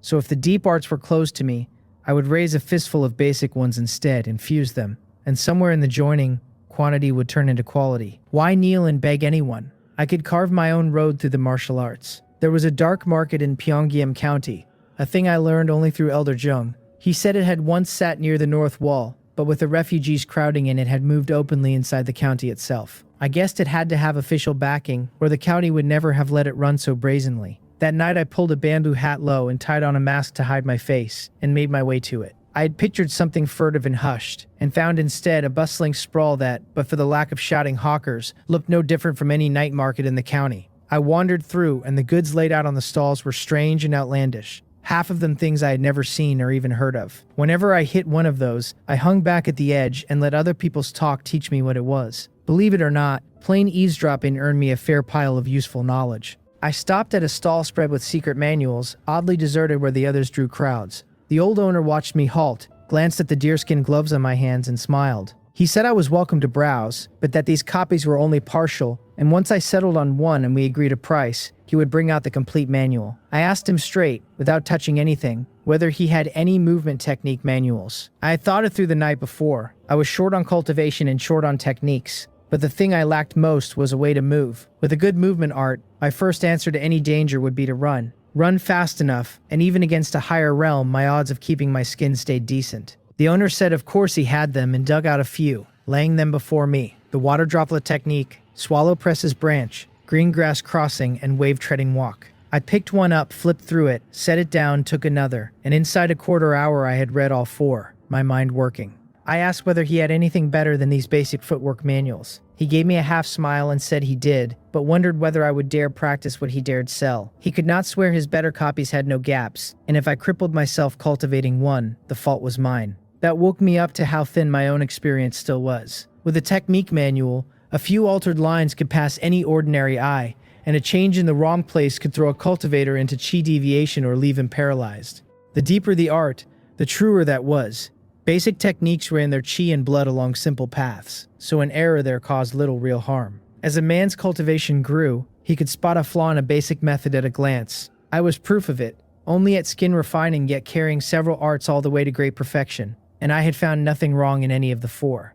They were safe to take up as they were. I asked the price for all four. He said 2-1 apiece, and I laid down 8-1 and told him I wanted the lot. He smiled, produced the second halves from behind him, and handed them over, and I leafed through, found them clean, and stowed them in my pack. Then I said I would like one more, something advanced, because I wanted to see whether the panel could complete a flawed or even broken manual well enough to cultivate. His eyebrows twitched, but he did not refuse. He rooted through the stall and passed me a manual, calling it the Sonin Sword, the signature art of the Sonin Sword sect. That name stopped me, because the sect was famous beyond famous, likely the ruler of everything within 1,000 miles. It turned out no end of powerful people, and every year crowds begged to join and were turned away. The man whose body I now wore had dreamed of it once too, and failed before he ever began. I took the manual and paged through it, my brows tightening and loosening by turns. With a great perfection Chongsan's sword behind my eyes, I could tell the Sonon sword truly held some profound principles of the blade. But most of it was plausible nonsense, as if someone had come by a few real moves, found them incomplete, and stuffed the gaps with his own guesses and outright fantasies. I looked up and asked the price. He grinned and said 51. I said nothing and only looked at him. Was he butchering a pig? 51 for a manual he had padded out himself. He held my stare without flinching, as though daring me to do anything about his price. I nodded, set the manual down, and turned to leave. Money did not blow in on the wind, and I had only just clawed my way to comfort. Burning a fortune to satisfy the panel's curiosity would make me a prize fool. His voice chased me, telling me not to go and to name my own price. I stopped thought and said, 3-1. He agreed on the spot, as if afraid I would take it back, and shoved the second half of the manual into my hands. That startled me a little, since it meant even 3-1 had been too high. Still, I did not renege, and a quick look at the second half showed it did carry some real sword principle, so 3-1 for the art was not a total loss. The owner, cheerful after 2 sales, told me to come find him for anything else, since he kept his stall right here. I waved, packed the manual away, and left. I circled the market a few more times and asked after pill formulas, but past the basics they had nothing even slightly advanced. The night deepened, and I did not linger. Back at my rented place, I took out the water droplet technique and studied it in earnest, and half an hour later its details surfaced on the panel. I willed it to simplify the water droplet technique, and the panel answered that the simplification had succeeded, that the water droplet technique had become, of all things, walking. Walking. The simplified name had the panel's fingerprints all over it, and I could not have asked for a tidier result. I reckoned my daily steps and saw that with a little effort I could carry the water droplet technique to great perfection in a single day, and from there my footwork would climb sharply. If I stayed diligent, fusing all 4 movement manuals would take no more than 4 or 5 days, and then I would see whether the joining sparked a real change. I set the water droplet technique aside and picked up the Sionon sword. Simplifying the water art had gone as expected, but the real question was whether the panel would even acknowledge the sword and refine it. If it could, then the closed door on high-end techniques would matter far less to me. I spent a full hour by candlelight reading until my head swam, until at last the Sonon sword's details rose onto the panel. It named the technique the Sionon sword, marked incomplete, and asked whether I wished to spend 51 to simplify it. So it was genuine after all. Incomplete was only to be expected, though the fee ran a touch high. My eyes brightened all the same, because the first goal was met, and if the thing could be simplified, the road ahead looked bright. I could never find flawless high-end arts, but I could dig up a whole heap of these half-baked ones. I told the panel to simplify the Sonon sword, and it answered that the simplification had succeeded, that the Sonon sword had become immortal points the way. A single sword move bloomed in my mind, elegant and quick, light as wind, striking from an angle that should not have been possible. I had not swung it even once, and already the mere sight of it in my head left me half drunk on it. What a move! Once I finished drawing it in, I could not help praising it aloud. Beside immortal points the way, my great perfection Chungsan sword was a child flailing its arms, so crude it hurt to look at. And this was likely only one move out of the whole Sonon sword, one move this profound. It set me wondering how terrifying the complete art must be, and what kind of behemoth stood behind it. Peer at a leopard through a tube, and you glimpse a single spot, and the more I understood, the smaller I felt. I shook the strange mood off and put my eyes back on immortal points the way, cultivated the ordinary way. Given my meager gift for the blade, I likely could not even find a foothold in it for months, and reaching perfection was anyone's guess. Fusing it with the great perfection Chongsan sword felt wrong, the way the chi blood pill and the healing pill had felt wrong when I forced them together. Two purposes had fused into a thing that served neither. I could fuse the Chongsan sword into this move, yes, but one would have to lead and one would have to yield. Immortal points the way was the higher art, so it would have to lead, which meant throwing away most of my great perfection Chongsan sword. And immortal points the way was a single move besides, better suited as a killing stroke than a whole system of swordplay. One move swung over and over would leave me easy to read and counter, since I was nowhere near the level where a single cut could break 10,000 techniques. In the end, I pried the two back apart. Then a thought struck me, that a technique already simplified might be simplified a second time, and I put the command to the panel at once. It answered with a price of 501, and the number knocked me back. A second simplification was possible, but it cost 10 times the first. Money really does buy happiness. I dragged in a few breaths and turned to the water droplet technique instead. I could not afford to simplify immortal points the way twice over, but the water art I could, and I simply wanted to see what a second pass would do. The panel churned and told me the water droplet technique had simplified a second time and become leg shaking. My eyes went wide because a second pass had turned walking into shaking my legs, dropping the difficulty even further. Money truly was omnipotent, so I had better work myself to the bone making it. I crossed my legs and set them jiggling, slow and steady. Early the next morning, I reached the Changzheng Medical Hall, nodded to the faces I passed, and shut myself in the alchemy room. A glance at the panel showed the water droplet technique already at perfection and near great perfection, and I noticed something else besides. That plain walking still fed the water droplet technique experience even now. So after a second simplification, the first form's method still worked, handing me a second faucet for the same technique. My mood lifted, and I had felt it walking over that morning. My whole body noticeably lighter, the footwork plainly taking hold. I lit the fire, set the furnace, and started on healing pills. They sold for a bit more than chi blood pills, so these days I always refined a batch of healing pills first, keeping some for myself or for trade in the dark market. Then I ran off several batches of chi blood pills, keeping enough to eat and selling the rest. Against last month, I had let my output creep up on purpose, enough to make the hall think my gift was solid, but never so much that it looked unnatural. Balance was the whole art of it. That afternoon, while I was swallowing a chi blood pill to cultivate, Elder Jung called me over. He blew across his tea, took a sip, and said he had spoken to the young miss that day. Once she heard my situation, he said, she meant to groom me and planned to send me to the medical hall by the North City Gate as its deputy manager. I frowned and asked whether it was dangerous.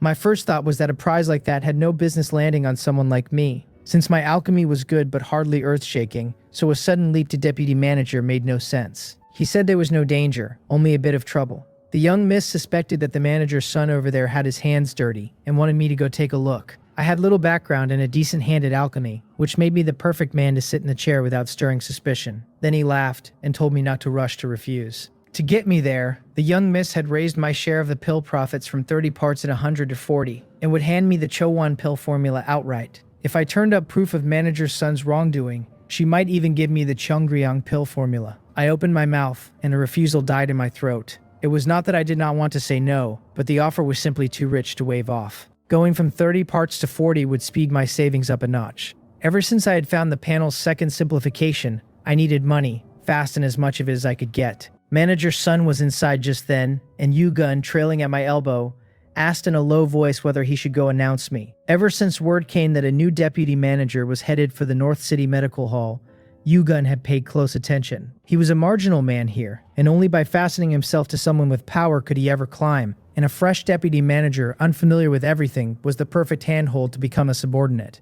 I shook my head and said we would wait until Manager's son was free. He had known I was coming today and had not bothered to come out. That meant he either had no love for an outsider dropped over his head or simply did not care, and either way it told me where he stood. It did not trouble me. I had never come to the North City Medical Hall to dig up dirt on Manager's son or anything of the kind.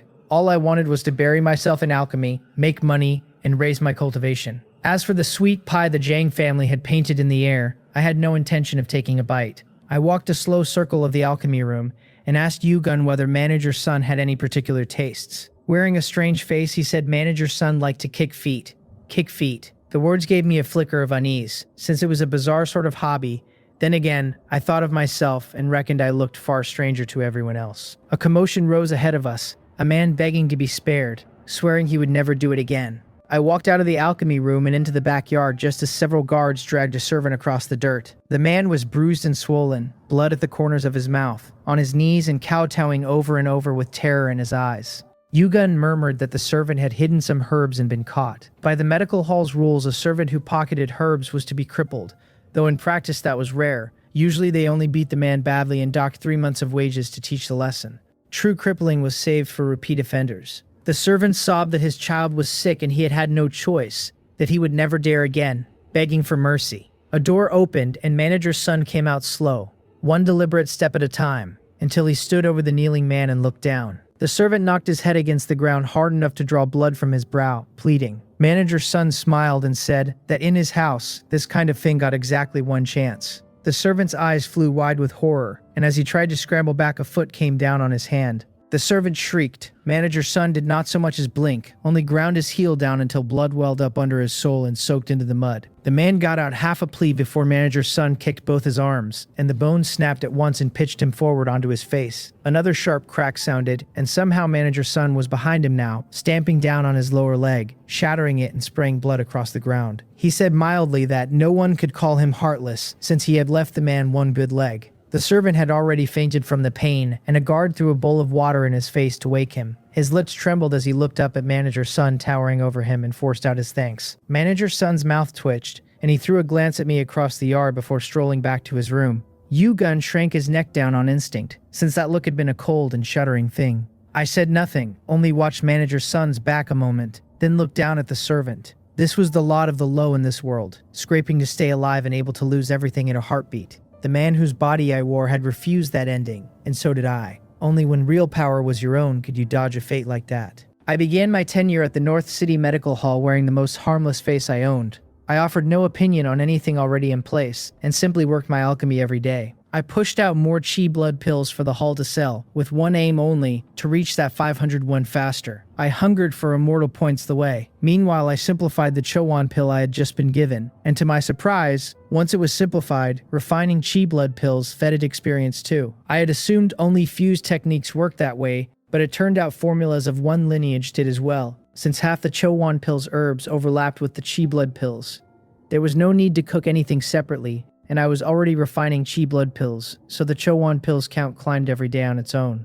I never let up on my footwork either. On the 5th day after buying the manuals, I finished fusing all 4 movement arts and drove the result to great perfection, and the panel named it Crossing the River Clouds. Against my old pace, the gain in speed and agility was plain. I had watched a few skin-refining martial artists run, and set beside them my footwork was far and away better, though I could not yet say exactly what tier I had reached. Crossing the River Clouds was nowhere near its ceiling, and I meant to keep folding more movement arts into it. That night, I wrapped the mask around my face and ran wild through Pyongyang County, the sheer exhilaration of it making me want to howl at the sky. I choked the urge down, since a howl would only turn the night into something else entirely. A twitch of my ears and a faint tang of blood pulled me up short in an alley.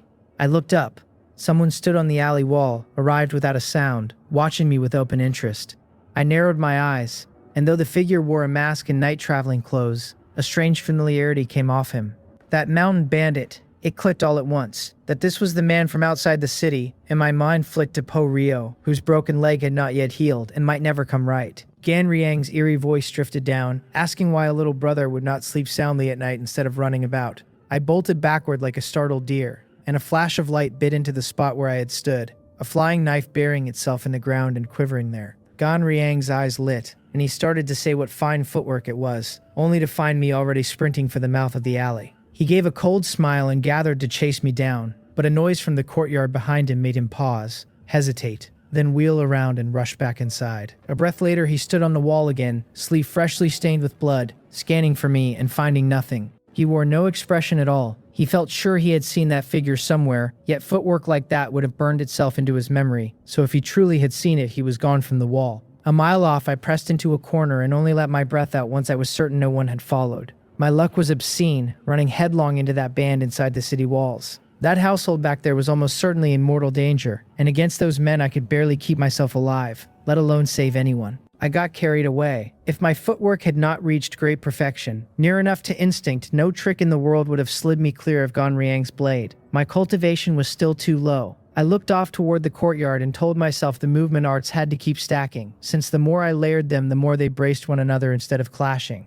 I did not head for the dark market that night, and since the evening would be an uneasy one, I decided to hunt down the stall owner the following night instead. Early the next morning, I reached the medical hall and found it in an uproar. I asked what had happened.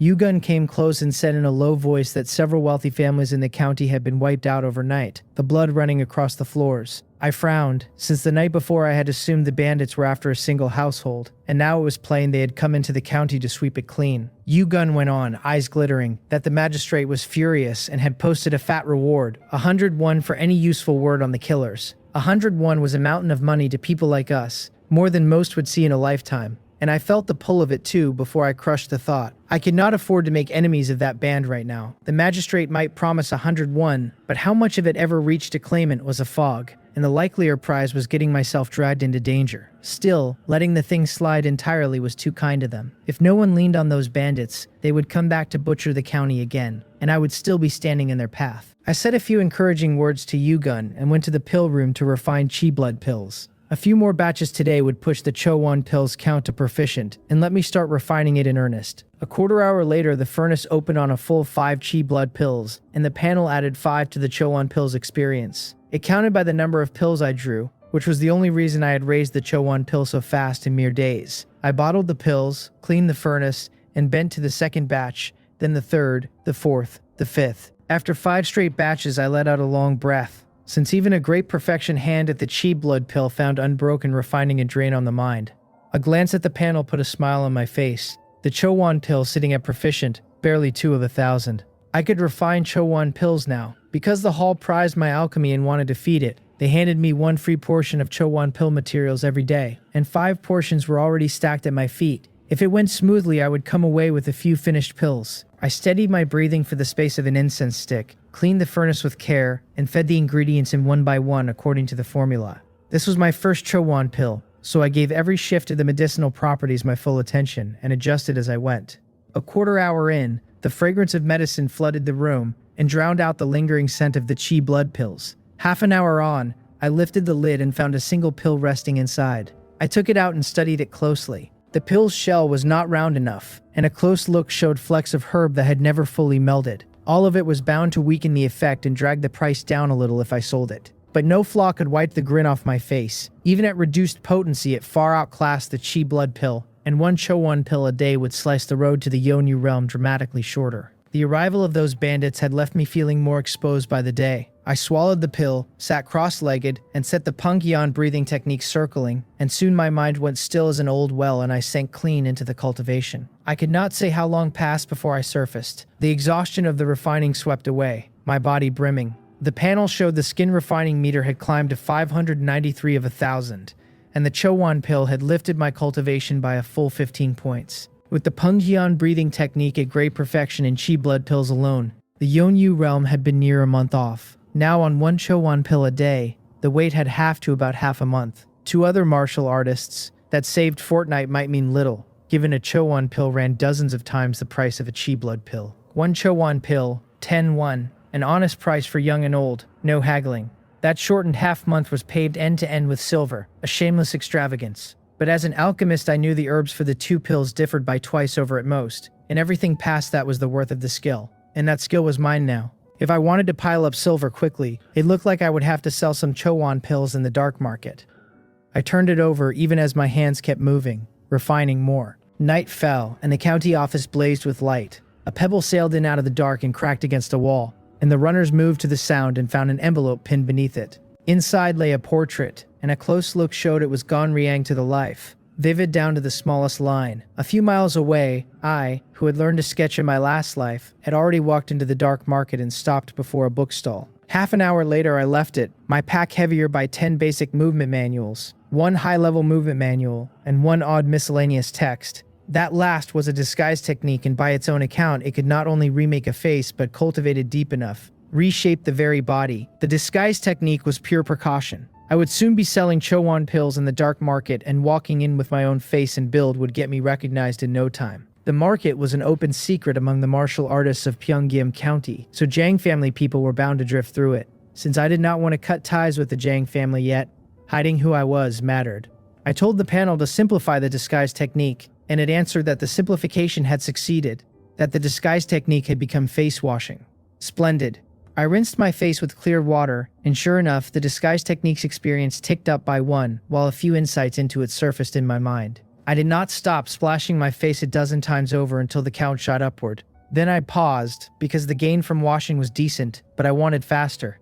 And my watching over the past days had taught me there were shortcuts to these simplified methods. I wet a towel and wiped my cheeks with it, and the insights climbed again, which put a smile on my face. In the days that followed, I took 1 Chowan pill daily and drove my cultivation toward the peak of the skin-refining realm. All the while, I refined chi blood pills to feed the Chowan pills count toward perfection. It was plain I would need money for more and more things ahead, and the Chowan pill would be my steady spring of it. Between rounds of alchemy, I never let the footwork rest. After I folded in the 5th movement manual, though, each new one gave less, and the clearest sign was that crossing the river clouds now neared perfection the moment a book went in. There was no helping it, since basic footwork was a simple thing with only a handful of force paths, and dragging my movement this high on basic arts alone had already been hard. Yet I could feel a transformation nearing, and reckoned that once I had worked in all 10 of the newly bought manuals, my speed would cross into a new tier. I neglected neither alchemy nor footwork, and I did not forget the disguise technique. In the gaps between refining, cultivating, or a break after tea and food, I would pull out a towel and wipe my face. Within a few days, the people of the medical hall had noticed the strange habit. They had heard this deputy manager loved to cook, yet never seen it, and now they decided I was a germaphobe besides. There was clearly no sweat on my clean face, yet I kept wiping at my cheeks, and they half expected me to rub the skin raw. I paid their looks no mind, since a fondness for being clean harmed no one, and watching the counts of my various arts climb while insight after insight welled up was a genuine pleasure. That feeling of learning, of growing rich in knowledge, left me thoroughly intoxicated. One early morning, Yugun came to me all mystery and said something big had happened.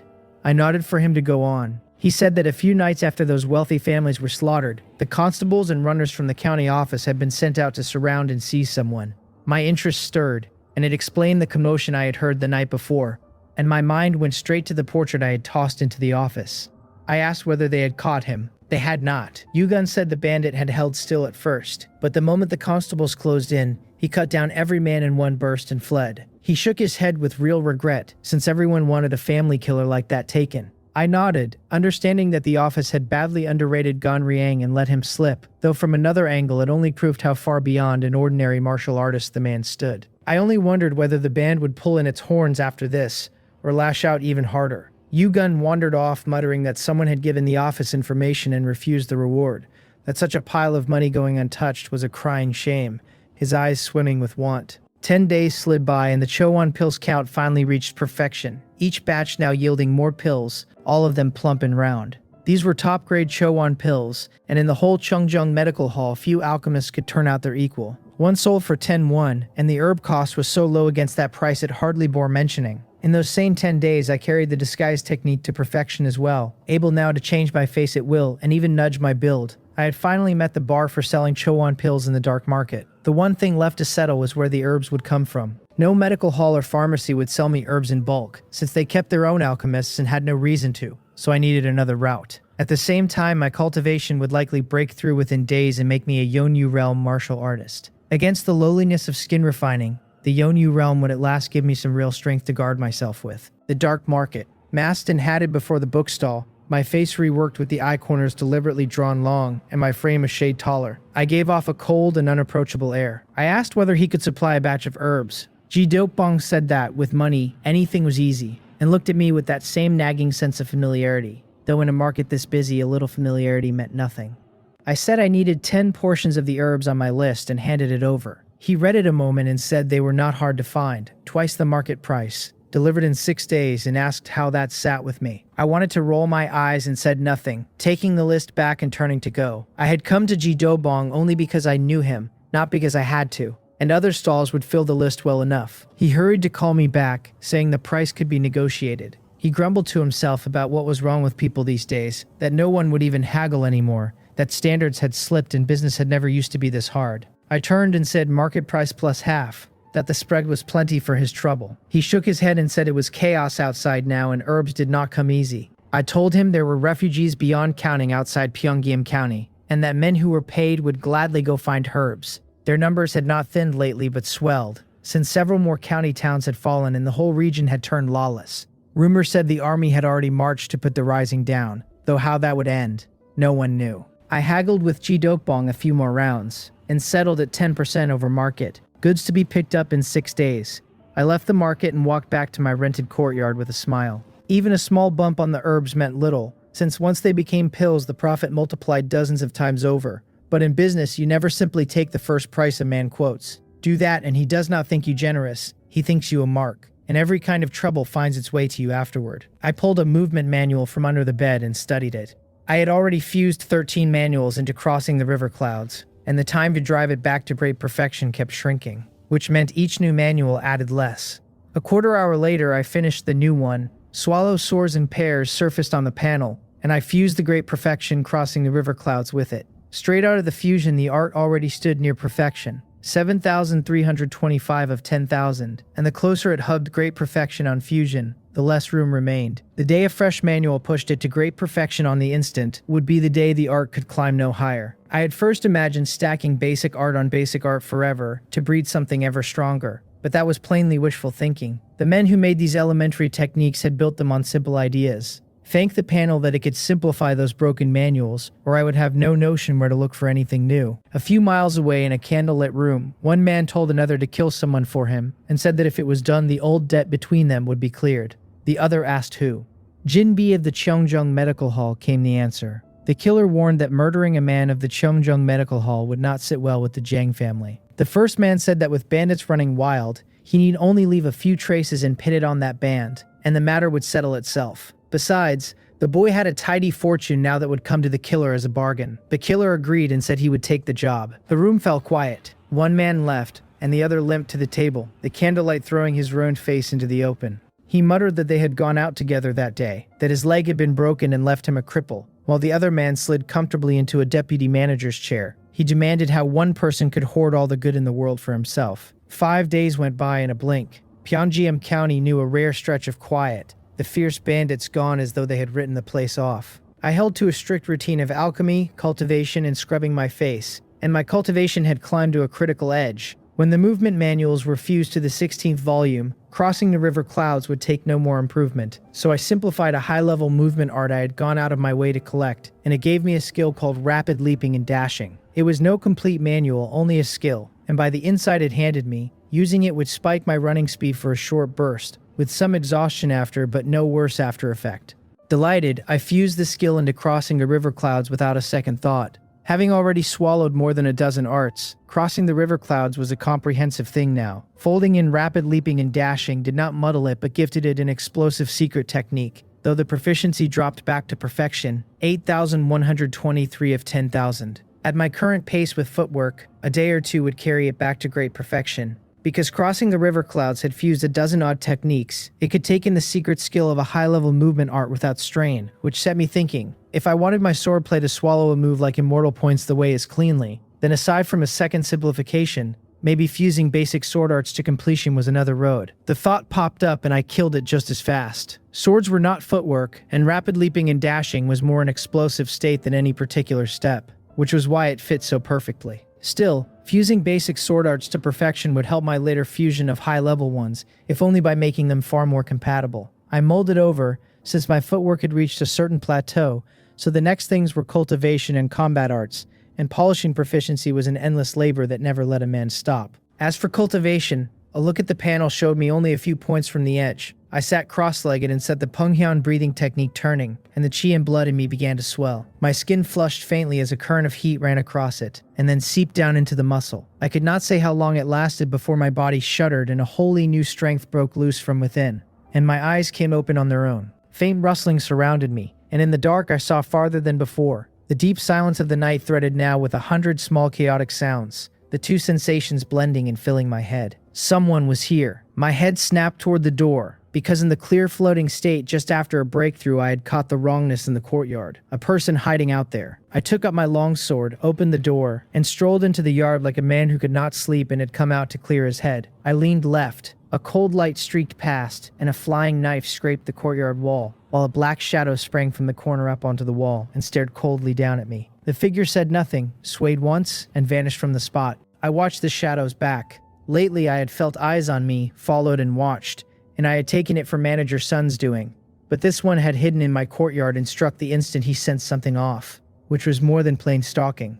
I set the chi and blood running along a certain route, and my body went suddenly light while the world seemed to slow around me. As the breeze stirred the branches, I could read the very path of each drifting leaf. The next instant I stepped back on my right foot and stood behind the man in black, my long sword already driving out. He felt the wrongness at his back and turned his head to find the blade coming, his eyes flooding with horror and disbelief that my speed could be so fast. His information had put me freshly into the skin-refining realm. Being careful, he had shadowed me for days to confirm my cultivation and found no one guarding me, which was why he had chosen tonight to end the commission.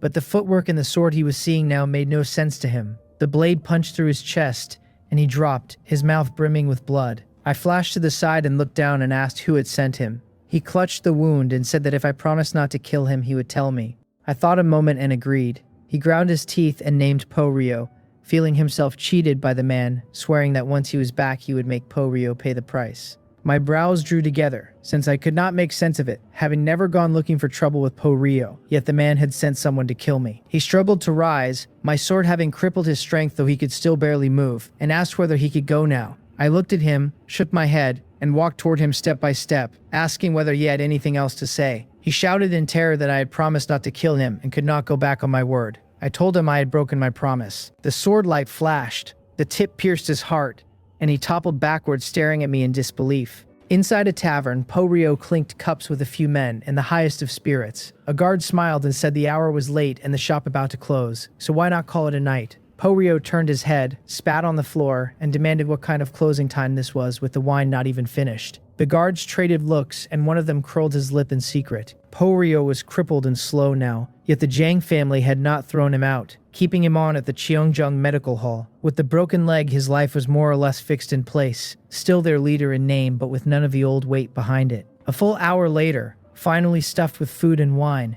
Po-Ryo hobbled off toward his lodging alone, trembling and limping.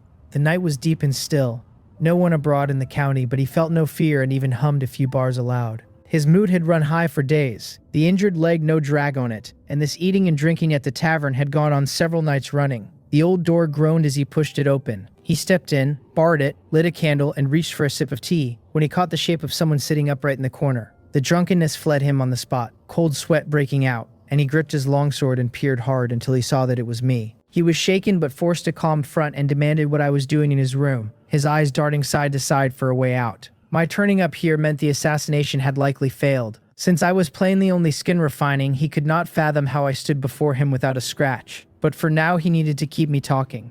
I looked at him without expression and asked why he had sent men to kill me, since when we ran into those bandits it was I who had carried him home on my back. This was the part I had never worked out. If we held any grudge at all, it was only the business of the technique he had refused to teach me, and I could not believe he would kill over so small a thing. He put on a bewildered face and cried out that he had never sent anyone, that someone was framing him, that it was pure slander. I told him his manner was too far off from usual, which only convinced me it truly was him. I took up my long sword and began to walk toward him. Since no reason was coming, I simply stopped asking, because in this world a great many things carried no real reason behind them. He swore it had nothing to do with him, that if I meant to kill him I could not stoop to so clumsy an excuse. As I came on, he panicked and roared that when he taught me the technique he had made things hard for me on purpose, that the fault had been his first. He would apologize, he said, and even set out a few tables at the Yunbi Pavilion the next day to admit his wrong in public, backing away as he shouted. I shook my head and said there was no need. He cried in terror that if the Jiang family found him killed they would investigate to the root, that everything rested on evidence. If I could prove he had sent men against me he would die with no complaint. But a story pulled out of the air today did not convince him. I stopped walking. Porio let out a small breath of relief and opened his mouth to press on, when a cold light flashed through the dim room. His body seized, a line of blood opening on his forehead, his eyes fixed on me, certain a moment ago that he had steadied me and could still slip the noose. I told him that with me there was no need for evidence. I watched the last breath leave him, searched the room, and then my figure blurred and I was gone. A while later I was back in my rented courtyard, looking up at the bright moon, and I let out a slow sigh. All I wanted was to cultivate in peace, and this world plainly would not grant it. The next afternoon, word of Porio's death swept the North City Medical Hall. Someone wondered whether it was the bandits again, only quite a few days and already back. Another argued that the earlier dead had all been wealthy families, and Porio was only a guard, no target for them. A third said who could be sure and suggested they all stay close to the hall a while, where the crowd made it safer. Yu-Gun came specially to relay all of it to me. Not a soul tied Porio's death to the alchemist. Everyone knew I had only lately broken into the skin refining realm with my whole mind bent on alchemy, and that I held no grudge with Porio. No matter how you turned it, there was no conflict between us, and no way I had the strength to kill him. I refined chi blood pills as always, feeding my proficiency with the Chowan pill, and reckoned to go to the dark market that night to collect the batch of herbs. Once the herbs were in hand, I could refine Chowan pills and sell them there. Thrilling as the night before had been, it had ended safely, yet my hunger for strength only sharpened, since danger could fall at any hour and only real power could turn it aside. Toward evening, just as I was about to set the furnace for the day's last batch of chi blood pills, word came summoning me to the Jiang family. It caught me off guard, and I suppose Jiang Sanam wanted to ask after the North City Medical Hall, or perhaps it touched on Porio's death. I tidied myself and went. The Jiang residence rose in high halls and broad courtyards, golden roofs over stone walls, grand and imposing. It was my first time inside, so I entered by a side gate and followed a servant into a separate court. I looked up to find Jiang Sanam in conversation with Elder Jung. I stepped forward and paid my respects to the eldest miss and to Elder Young. Jiang Sanam turned and looked me over. Set against the man who had helped ladle porridge at the relief camp, I looked far sturdier now, easier on the eye. Before I had been dark and thin enough to put people off, and if not for my alchemy she would never have marked me at all. She asked whether I had settled in at the North City Medical Hall. I thanked her for her concern and said all was well. Then she asked evenly whether I had turned up anything there. Word of Porio's death had reached her that day, and set her thinking of me and the task she had set, so she had called me in to hear it plainly. I told her the truth, that Manager Sun ran everything at the North City Medical Hall and left me almost no opening to get involved. Seeing her brow furrow, Elder Jung spoke up in my defense. He said Manager Sun was cautious by nature, and that it was only natural he would guard himself against a man dropped so suddenly into his house. And that was the fact of it. Manager Sun would never trust me, and had I not kept my head down over the alchemy and stayed out of everything else, the North City Medical Hall would not have stayed half so peaceful. Jiang Sanam said she had promised back then that if I turned up trouble she would take it on herself to give me the Qiangriang pill formula. But if I had made no headway, she went on, her face going cold, that it might be time to send me back where I came from. My share of the pill profits would return to 30 parts in 100. She told me to think it over, and that if there was nothing else I could go. She had issued her dismissal plainly displeased with what I had given her. I told the eldest miss, Jiang Sanam, that I had indeed turned up something, though whether it truly meant trouble would take a man of hers to confirm. I hesitated a beat over it. The profit share hardly moved me since the bulk of my earnings already flowed in from the dark market, but the Chungruyong pill she had dangled a moment ago had caught me square. It was a cultivation pill a full grade above the Chowan pill, the sort of martial artist swallowed in the bone forging, or even the marrow refining realm. Its potency ran far stronger, and its price far higher. If I could pry loose its pill formula, I could retire the Chowan pill outright, whether for my own use or for sale in the dark market. She told me flatly to speak. I said in a low voice that a fairly strong medicinal scent of Cheongryeong pills clung to Manager Son Seo. An alchemist's nose ran far sharper than any other martial artist's, keenest of all for herbs. and since I had both seen and swallowed Xiongryang pills before, I knew that smell intimately. It was ordinary enough for a medical hall manager to carry the scent of pills, but here the Xiongryang smell drowned out every other one on him, and that was not ordinary at all, since the man was no alchemist. Only daily handling or long months of eating them could soak a scent that deep into a person. One Xiongryang pill cost 15 won, half again dearer than a Chowan pill, and a manager's wages came nowhere near enough to swallow one every single day. Jang Sanam's eyes lit. Whatever I could reason out, she could reason out just as fast, and if things stood as I described, manager San Seo was in serious trouble. Elder Jing smiled and offered to have Dr. Jin verify it, a physician uncommonly keen about the scents of medicinal pills. A single brush past the manager would settle whether my nose had told the truth. Jang Sanam looked at me and promised that if the matter proved out, the Xiongryang pill formula would be mine. I cupped my hands and thanked the eldest miss. Night fell. I shifted my build and my face, fixed on a mask and a bamboo hat, and stepped into the dark market. The moment Ji Diokbong saw me, he led me into a back room and pointed at the herbs heaped on the floor. He grumbled that days of effort had gone into gathering them, that I had no idea how hard it had been, and that last time's price had truly run too low. I said nothing, only stepped up to look the herbs over. A moment later I straightened and regarded him calmly.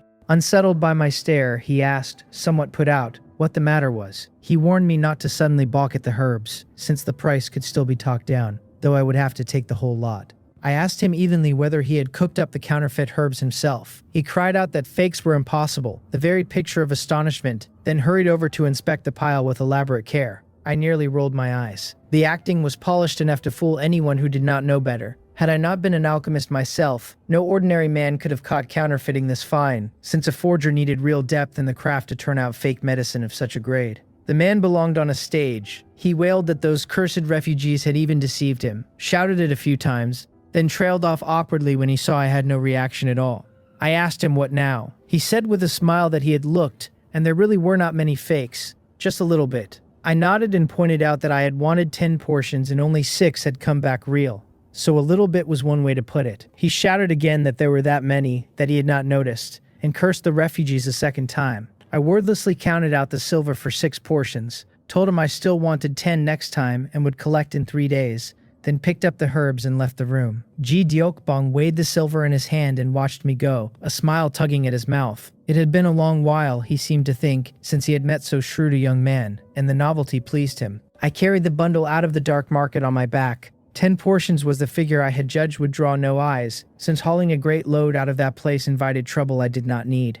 This much sat just right. Once I had confirmed no one trailed me, I slipped back to the rented courtyard, a second one I had taken under my altered face and build. I meant to sell the Chowan pill here in the dark market, so it was safer to keep this work walled off from my true identity. I had already tidied one room and turned it into an alchemy room. I sorted the herbs from the bundle and set to refining the Chowan pill. With its proficiency now brushing great perfection, 6 portions of herbs took almost no time at all. A thing that looked impossibly tangled to a layman was often, once the technique was mastered, very simple. An hour later the session ended, and I could not keep the smile off my face at the 15 Chowan pills sitting in the medicine bottle.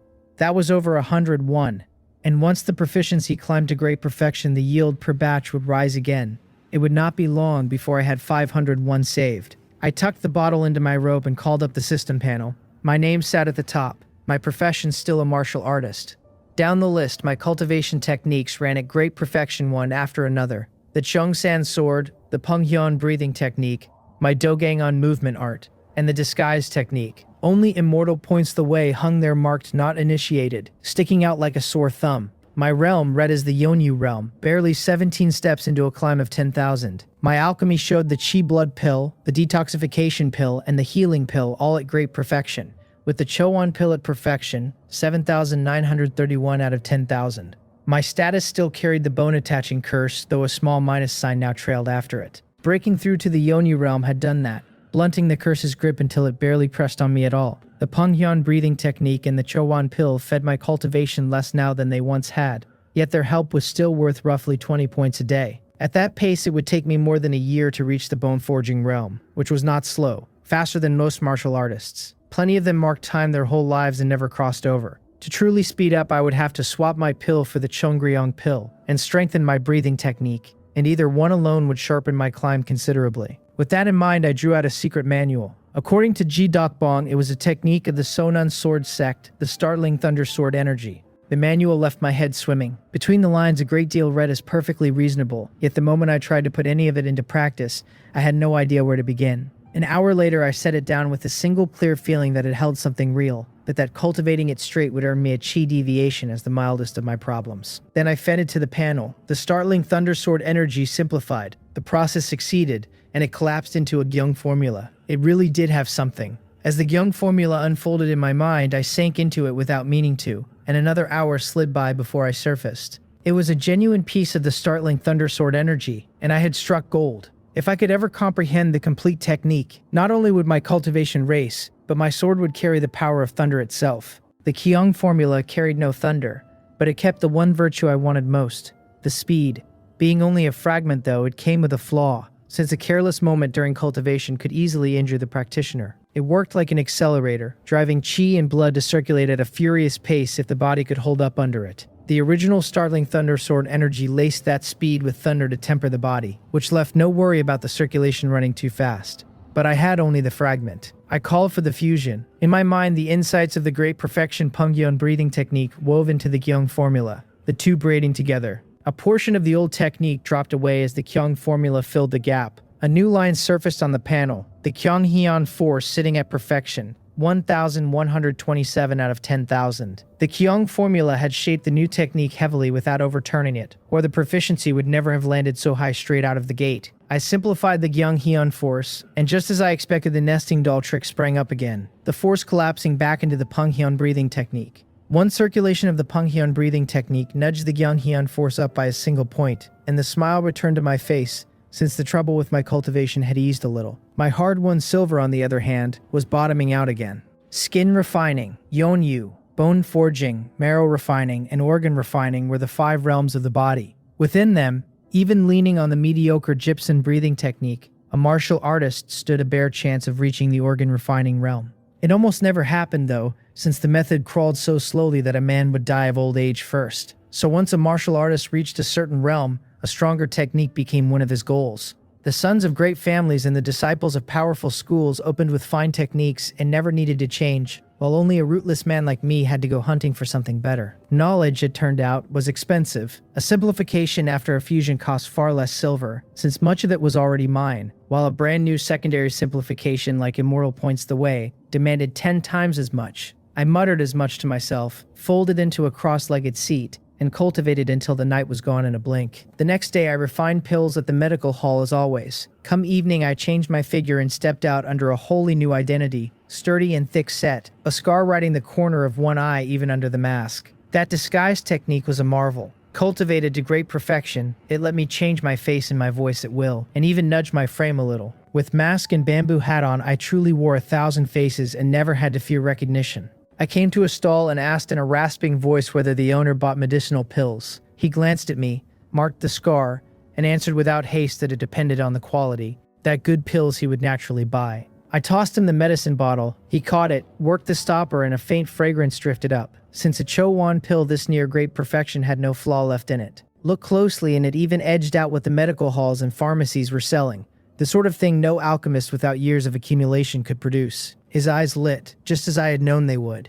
He restoppered the bottle, and his voice had gone considerably softer when he told me the pill was good, and that he would take as many as I brought if they all ran this fine. I crossed my arms and said he need not fret about the quality. He could check every batch and we should talk price instead. He asked the quantity. I told him every 3 days, between 10 and 20 pills. He mulled it and offered 7-1 a pill. I shook my head and called it too low. He insisted it was fair, that he still had to resell and needed his own margin. I said nothing and reached to take back the bottle, as though I had lost interest in the talk, and he started and hurried to stop me, allowing that the price could still be discussed. A moment later I left with the number settled at 8-1, not something to celebrate but acceptable, and already a fortune next to what the medical hall paid. Money and the power that trailed after it. Alchemy, cultivation, grinding proficiency. My days had slid back into a quiet rhythm, until the 5th day, when I spotted Dr. Jin in the medical hall. He wandered the place a few times. Then manager Sun Co appeared, and the two fell to chatting like old friends. Half an hour on, Dr. Jin took his leave of the North City Medical Hall. My face gave away nothing, but I understood that Jung Sanam was about to move, and that the coming days would run troubled, so I decided to keep clear of the medical hall for a while, a fine chance to grind the Gyeonghyun force at home, and for once, to walk Pyeongyam County properly. For all my time in this world, I had spent it first scraping a living, and then endlessly cultivating. The servant whose body I wore had never had cause to learn the city. The next morning I took sick leave and set out to see Pyeongyam County at my leisure, eating, drinking, amusing myself. The silver on me was a vast sum to an ordinary person, and money bought whatever I cared to sample. I even went to listen to music at the pleasure houses a few times, and found it comfortable enough. There was fine wine in the restaurants and snacks along the streets. I was a bird let out of its cage, and some small corner of me eased that had not eased in a long while. In the dark market, Ji Deokbong studied me with the sense that something in my bearing had shifted. He complained that with all the commotion on Pyeongyam Mountain lately, the herbs had been hard to pick. I told him that hard picking was no excuse for fake medicine. The first time it had been 40 parts in 100 counterfeit. The second time honest, every herb sound. And now, marvelously, the third time was 40 parts fake again, the only difference being that the forgery had improved a great deal. As an alchemist, I handled these herbs every single day, so no matter how well the fakes were dressed, I would still catch them. Ji Dokbong reacted as though the news astonished him, crying that there were more fakes. Then he assured me it was no problem, that knowing those people were dishonest, he had gathered extra this time so my 10 portions would not come up short. He dragged out another lot to set before me. This one had a backup, I saw. If the fakes slipped past, he pocketed the difference as bonus profit, and if they were caught, he had spare herbs waiting. The man was, in his way, a talent. I stepped up to inspect the new herbs, and a moment later my face darkened, since another batch of counterfeits had been salted in among them. I stood and looked at him. He shook his head like a rattle drum, flipped a fresh package out from behind his back, and pressed it on me, saying it was a good thing he had prepared enough. I let the silence answer for me. A quarter of an hour later, I walked out of the dark market with a parcel on my back. The merchants there all shared one trait, a single-minded hunger for profit. It was precisely because I understood that trait that I had never thought to replace Ji Dokbong, since at the very least his herbs were of decent quality and he delivered on time. Back at the rented courtyard, I spent an hour in the alchemy room turning the herbs into Chowan pills. With the proficiency near great perfection, the yield kept climbing, and 10 portions of herbs gave me 31 Chowan pills. Once I sold these, I could simplify immortal points the way, a sword technique I had coveted for a long time. It would hand me a killing move and a chance to strike back even against enemies stronger than myself. Early the next morning, before I had even left the house, Yu Gun came looking for me, his face wild with fear, blurting that something terrible had happened. He said manager Son Seo had run and had killed a great many people. His whole body shook as he spoke, the bloodstains on the medical hall floor evidently still swimming before his eyes. I handed him a cup of tea, told him not to rush and let my own face go grave. He drank a few sips, steadied himself, and laid it out. That morning, people from the main family had come to fetch manager Son So to the Jang residence to discuss certain matters.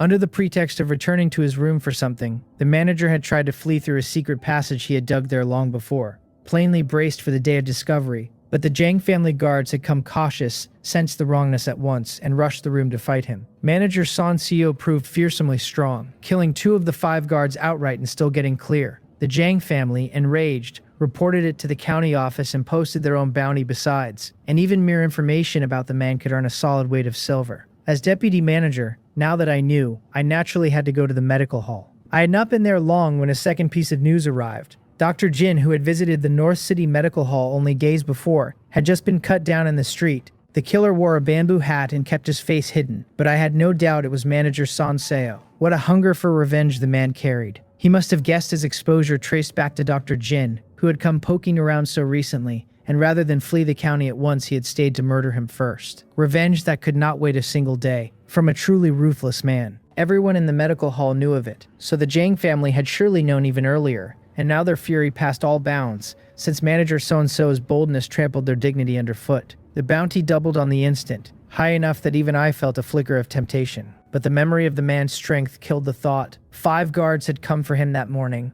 1 at the bone forging realm, and 4 at the Yeonyu realm. Hemmed in by all of them, he had still killed 2 and walked away, so my fragile frame was in no state to face him. The whole day the North City Medical Hall churned in chaos, every mind scattered. Night fell, and I left for my lodging. After winding through a few alleys, just as I was about to step into my courtyard, I stopped short, glanced around, and eased back a few paces. A voice remarked that I was quite sharp, that it had not noticed before. A black shadow stood on the courtyard wall, gazing down, its stare cold enough to raise a shiver along the spine. I asked whether it was manager Sanseo. My pupils had shrunk, but the build alone told me the answer, especially since he made no effort to hide his voice. He laughed low and said he was no manager now, only a stray dog. I quietly gave ground another step or two, eyes fixed on him, and asked why he had come. He said that he had thought it over that day, over why the Jang family had uncovered his affairs, and had come down to two reasons: the physician Dr. Jin and me. Before leaving Pyongyang County, he said he had to see me or he would never be satisfied. I told him he had misunderstood. He laughed that what he believed was right, that my thoughts were no concern of his, and that if he wanted to kill me, that had nothing to do with me either. I agreed that he made a fair point, wished him well, and in the same breath my figure flickered and I was gone from the spot. He snorted that I could not run without asking him first, and moved to follow my pace. But after only a moment, his arrogant smile began to slip. He had thought to close the gap in a few strides, and instead the distance between us kept widening, tens of meters in the space of a breath, and it only grew as we ran. Shock filled his eyes. Had I not just broken through to the skin refining realm? Was this the movement speed a man at skin refining had any right to? His face turned grim, and after a moment's thought, he decided to let me go for now, since so long a chase drew far too many eyes with the Jang family's bounty on his head. But just as he made to stop, he noticed the running me had eased off, still faster than any ordinary skin refining or Yonyu man, yet now within a range he could stomach. A secret technique, he decided, and the guest sat more comfortably. That kind of speed on a skin refining cultivator, speed he himself did not own at the bone forging realm, made no sense otherwise. He sneered, kicked off, and gave chase in earnest, having the gap to some 20 meters. At that pace, he would have me within a few breaths. Sensing the pressure behind me, I stole a glance back, and finding the distance shrinking, let my face go pale with fear. The look pleased him and drew out a sinister little smile, for he loved that expression. It put a person's life and death wholly in his hands, the way it did with low servants. And so, as though the fear of death had lit a fire under me, when he closed to a dozen meters my footwork sped up again, and slowly pulled me clear. He called it a desperate struggle and flung a hidden weapon, a cold gleam slicing the dark. I twisted aside and dodged it, but the maneuver cost me speed and the gap fell back to a bit over 10 meters. I ran with everything I had, my neck flushed red with the strain, looking fit to spend the last of my strength and crumple at any second. Yet I clung on, and we hauled back and forth between 10 and 20 meters, once dropping inside 10. In the end, I wrenched the distance wide again, and he could not lay a hand on me. He ground his teeth, his rage mounting, for at the start he had thought killing me no harder than killing a chick. The movement technique had rattled him. Then he had settled on a secret technique, and now he stood a hair's breadth away with that hair's breadth yawning like a chasm no effort could cross. It very nearly cost him his sanity. Then he snapped back with the realization that we had drifted too near the Jang family. A few hundred meters more would carry us to their residence, and for all his present swagger, going there meant his own death, and likely a slow one. Torture first is a certainty. He would not wager his life no matter how badly he wanted mine. He stopped, shot me a venomous look, and turned to retreat. Feeling the stillness behind me, I glanced back and caught him halted, his cold gaze pinned on me. I flipped up onto a rooftop, braced my hands on my knees, and hung there heaving as though I might collapse from exhaustion. He told me to count myself lucky, that our next meeting would be the day I died. The sight of me so spent made his fingers itch to finish the work. Yet in the end he hesitated, turned, and vanished into the alley. I watched him go, then let the ragged breathing die and slowly straightened. Still, fell a bit short. The man was simply too cautious. My breath was even, and the skin that had flushed red under exertion had already cooled. All of it had been theater, staged to lure him toward the Jang family residence.